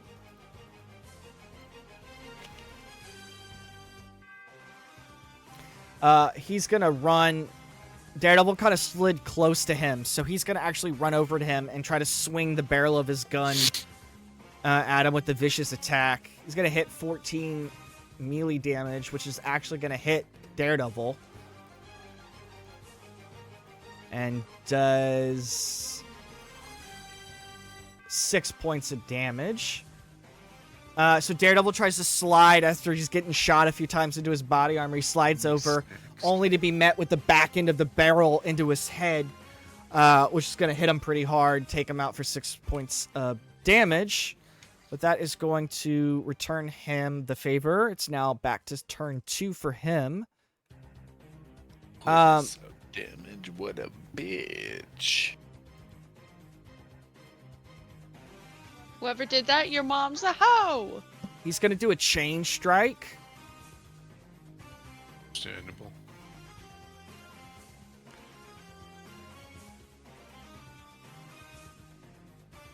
Character makes a close attack with an edge. Don't need it. 20 ultimate fantastic. Oh. Daredevil gets hit in the back of the head with that gun. The guy turns the gun pissed. towards him and starts to unload. And Daredevil Also unloads. Daredevil stands up with his back still turned to the guy. And the guy's like, kind of turns his laser gun at him. And he's like, what? What's so fucking funny? And Daredevil turns his head. And he's like, it's jammed. And he clicks the gun and the gun's jammed. He just throws up his billy clubs, takes him into the chain style of him, starts flipping it around, and basically chains this dude's whole body up. Fucking, like, wraps around his arm. He breaks the arm. It wraps around his ankle. He breaks his ankle. He turns him upside down, mid-air. And as he's raveled him up, he throws him across the ground as his lifeless body just goes, broke, 7 different bones broken, on the ground. Daredevil. That's my Daredevil. And he takes the blood off his, like, side of his mouth. Who's next? That'll be Daredevil's turn. Takes out the laser guy. He was fucking asking for it. Sigrid, it's your turn, sweetie. Who are the enemies around me now? Okay. So you were running towards the, I think the submachine guy. Yeah, you were running towards the submachine guy. Did I threw my knife. Does that count as an agility roll? You didn't throw your knife. Okay, well, I would like to do that as I roll. Yeah, that you were you were getting ready towards doing that. Perfection. Let's do it. Then, according to that, it says I got a 13 fantastic. We got back-to-back fantastics. Oh All right, what's the damage? 30. This guy's health is 30. You KO him in 1 hit. What does that look like? When I went to go and aim for the bottoms of feet, I accidentally just hit his femoral artery, so hit the inside of his thigh all together, and he just bleeds out in seconds. I was like, "Oopsie! I meant to maim you. I'm sorry that you had to lose your life. That's not my fault." Jesus, Secret. Don't worry about it. I mean, honey, you just DNA. mangled that man. I drew blood. That's the same thing. All right. Good job, Sigrid. That will transition us back over to a smuggler with a pistol. He's gonna try. He drops the clip, reloads his clip, and tries to shoot both at you again.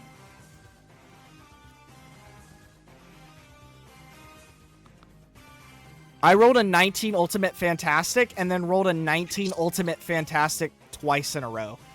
Son of a bitch. Jesus. So that's going to hit you both for 14 as he unloads his clip, and you guys are trying to take cover. It's going to graze you.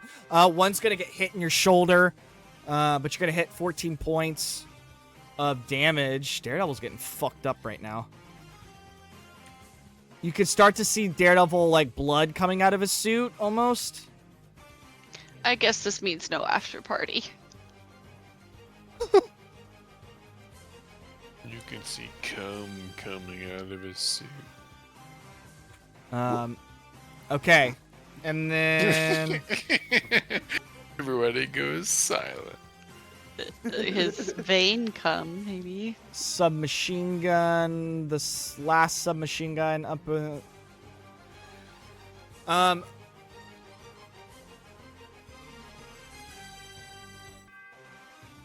Runs up on Daredevil. And does a double tap 11, which is not going to hit. Daredevil reconnects his, like, Eskrima chains into a staff, and as the guy unloads a clip on him, he kind of is, like, bouncing it off his staff and blocking the bullets. And then last is the last smuggler.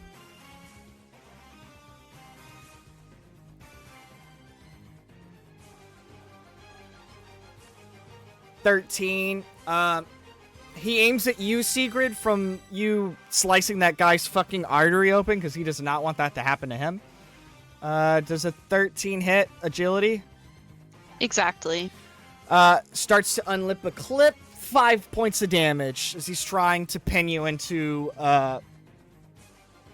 cover. Alrighty then. He will have to lose his life. All right, it's back to Daredevil's turn. He's gonna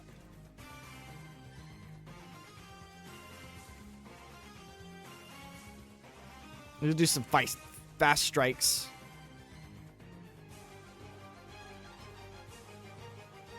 Uh, 11 on... Who was it? The submachine guy, I think?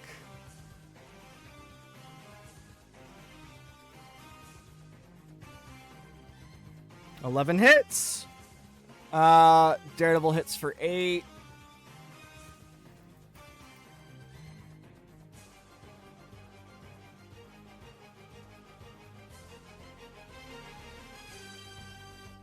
Just a couple of fast strikes in combat.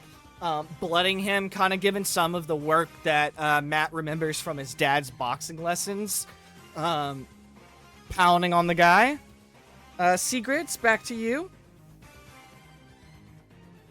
I'm gonna go ahead and I'm gonna take my knife and rub it against my wounds a little bit. Wait, was so that I our can get second? Was that our second turn? Was that our second turn? No, Have you gone twice? Yes. I think so. Yes. I think we okay. have. All right. So we'll transition from there. Good job. Yeah. Wow, we've got a lot of Ultimate Fantastics tonight, and we will pivot Wow, over must be nice. to Don't be a jealous bitch. Must be so nice. Sam, Cloak, and Dagger. So Sam, thank you for being patient, buddy. If you will roll your initiative, we'll get down to business. Let's get down to business to defeat the Hans.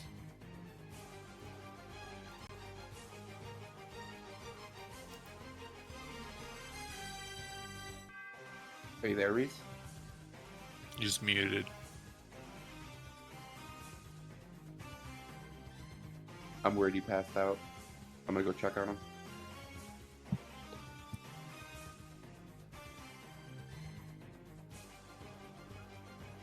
Are you fucking kidding me? Baby works hard. I mean, he's a child. It's really late over there. Like 1 o'clock. It's like 2 o'clock. Also, I remember being a kid and like it being my Friday night and like wanting to stay up and then just passing out because I was tired from being a kid in high school. Yeah, it's 2 o'clock for them. So like, I understand. We can call it here. We can finish the. We'll be able to finish the fight pretty soon, and then we can arc into our next arc if that's kind of the idea. He passed out, guys. No big deal. No big deal. Yeah, he's been up since he had school and stuff. 100%. That's no big deal. I think Oh, that's a baby. good. We're at I 3 walked in there, hours. he's We're at 3 sleeping hours. soundly, which is No big deal. That's where we'll cap it for tonight. I feel sorry about that, but No, don't be sorry. It's honestly, That child works so hard. honestly really my own fault, just because, you know, I had this really fun idea of having like simultaneous combat, but with that has people sitting around a lot, which is not exactly what I had in mind. So we'll continue to kind of reformat and try different things, but I want to make sure everybody's like active and like, and it's not just sitting around waiting for their turn. So either way, I really appreciate everybody playing. I hope you had fun tonight. Yeah. It was good hanging out with everyone again. We will be back again. I'll try to bring us back again next week so we don't have to wait so much hiatus, if that's cool as well. I have the arc planned out. We'll finish this combat and get us into the Christmas arc for our Christmas special holiday. I think we've been playing for a year now. I know we had a little bit of a hiatus with like 2 to 3 months off, but we have been technically playing for a year. So I hope you kind of enjoyed this year of X-Men story and kind of getting to be a part of that. I appreciate you guys, but I want to make sure you guys get to enjoy the rest of your nights or early mornings wherever you are. Any questions, complaints, concerns, things you enjoyed, anything like that before we wrap it up? No, I just Yeah, I I had a question.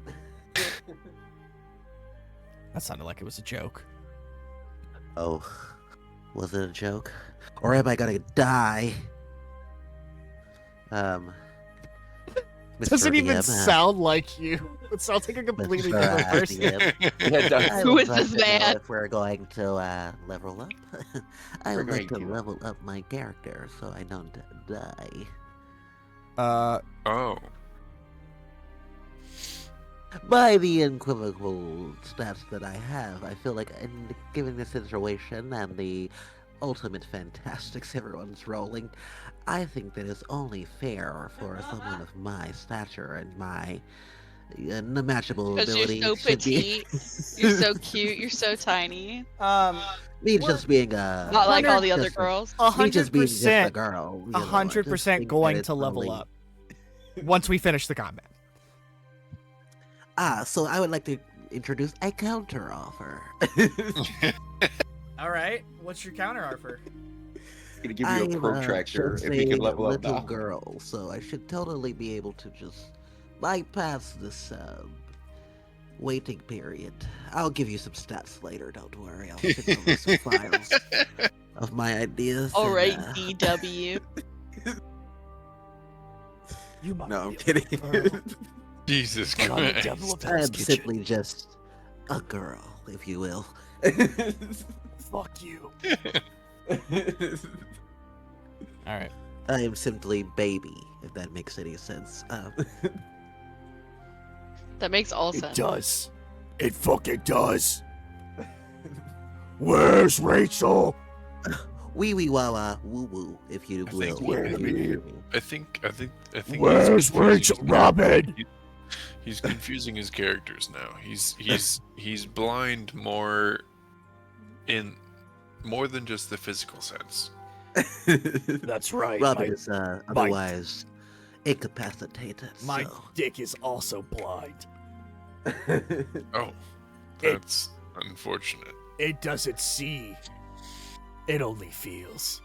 So, you are Like all presenting your penises. fellatio. Okay. No. Mine's different than everyone's. I will send to my protege here. Her name is Ricky. She is quite the looker. Oh, really? Let me see. Ricky! Oh, wait. What? You must discuss this first. What? I want that ass! The business is not concluded until But I have jumped at least a I'm few just a levels. girl. And I'm that boy. I'm just a little girl. And I am still confused. Yeah, and I'm the devil of Hell's Kitchen. Oh God. Please, sir, no. Give me that little ass. I feel like I don't want to be a part of this kind of RP. This is just I like don't- my K-dramas. Do we have to be in this call? Queen. When you're stuck with that one couple.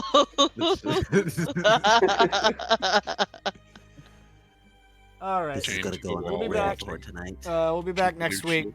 Continuation of this 8-part episode.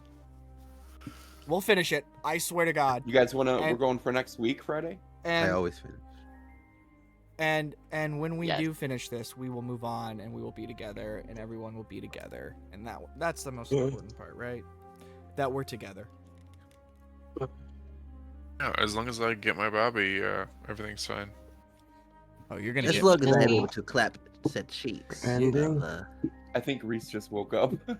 Reese just, yeah. Good Reese morning, definitely BB. just woke morning, up. sweetheart. Are you ready for Goodbye. school? We Your love breakfast you. is time to okay? go to school. Time to go to Goodbye. You can't gaslight me this time. It's Friday. It's Friday. Are you All sure right. today's Friday? Look at my dry erase board. I will give you a solid presentation on what today is actually about.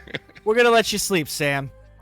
Puff. Sound like a Point Dexter. It's late over there for you guys. We're gonna pick back up on your turn of combat. We'll finish the combat next week, and we'll pick back up in our Christmas arc holiday episode.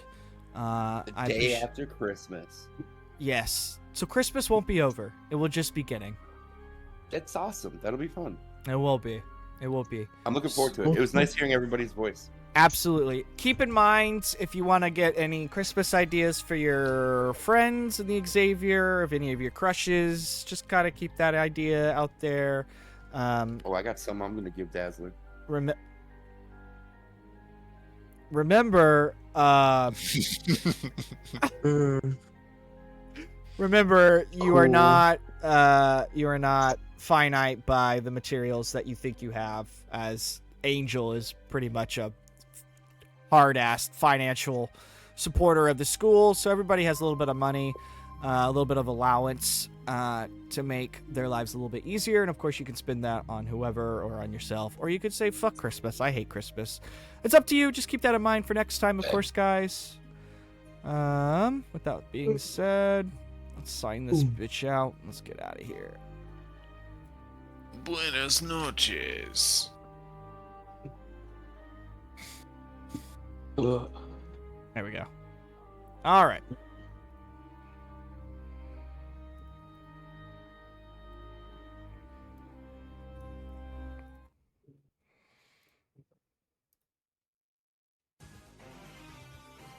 No, that's not what I wanted. That's what I want.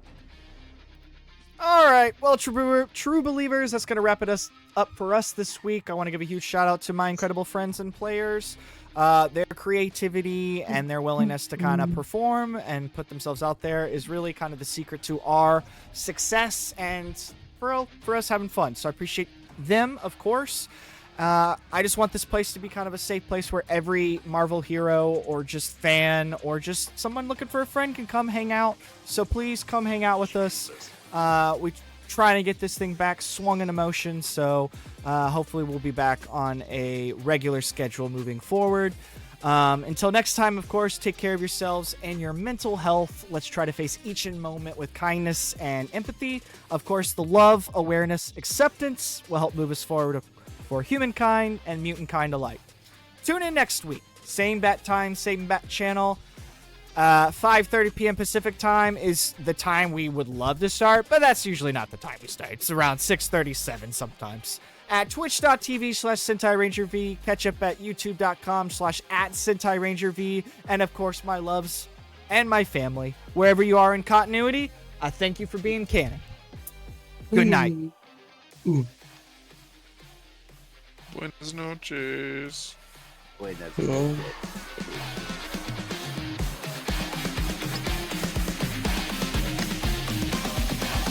Why do I hear monkey noises?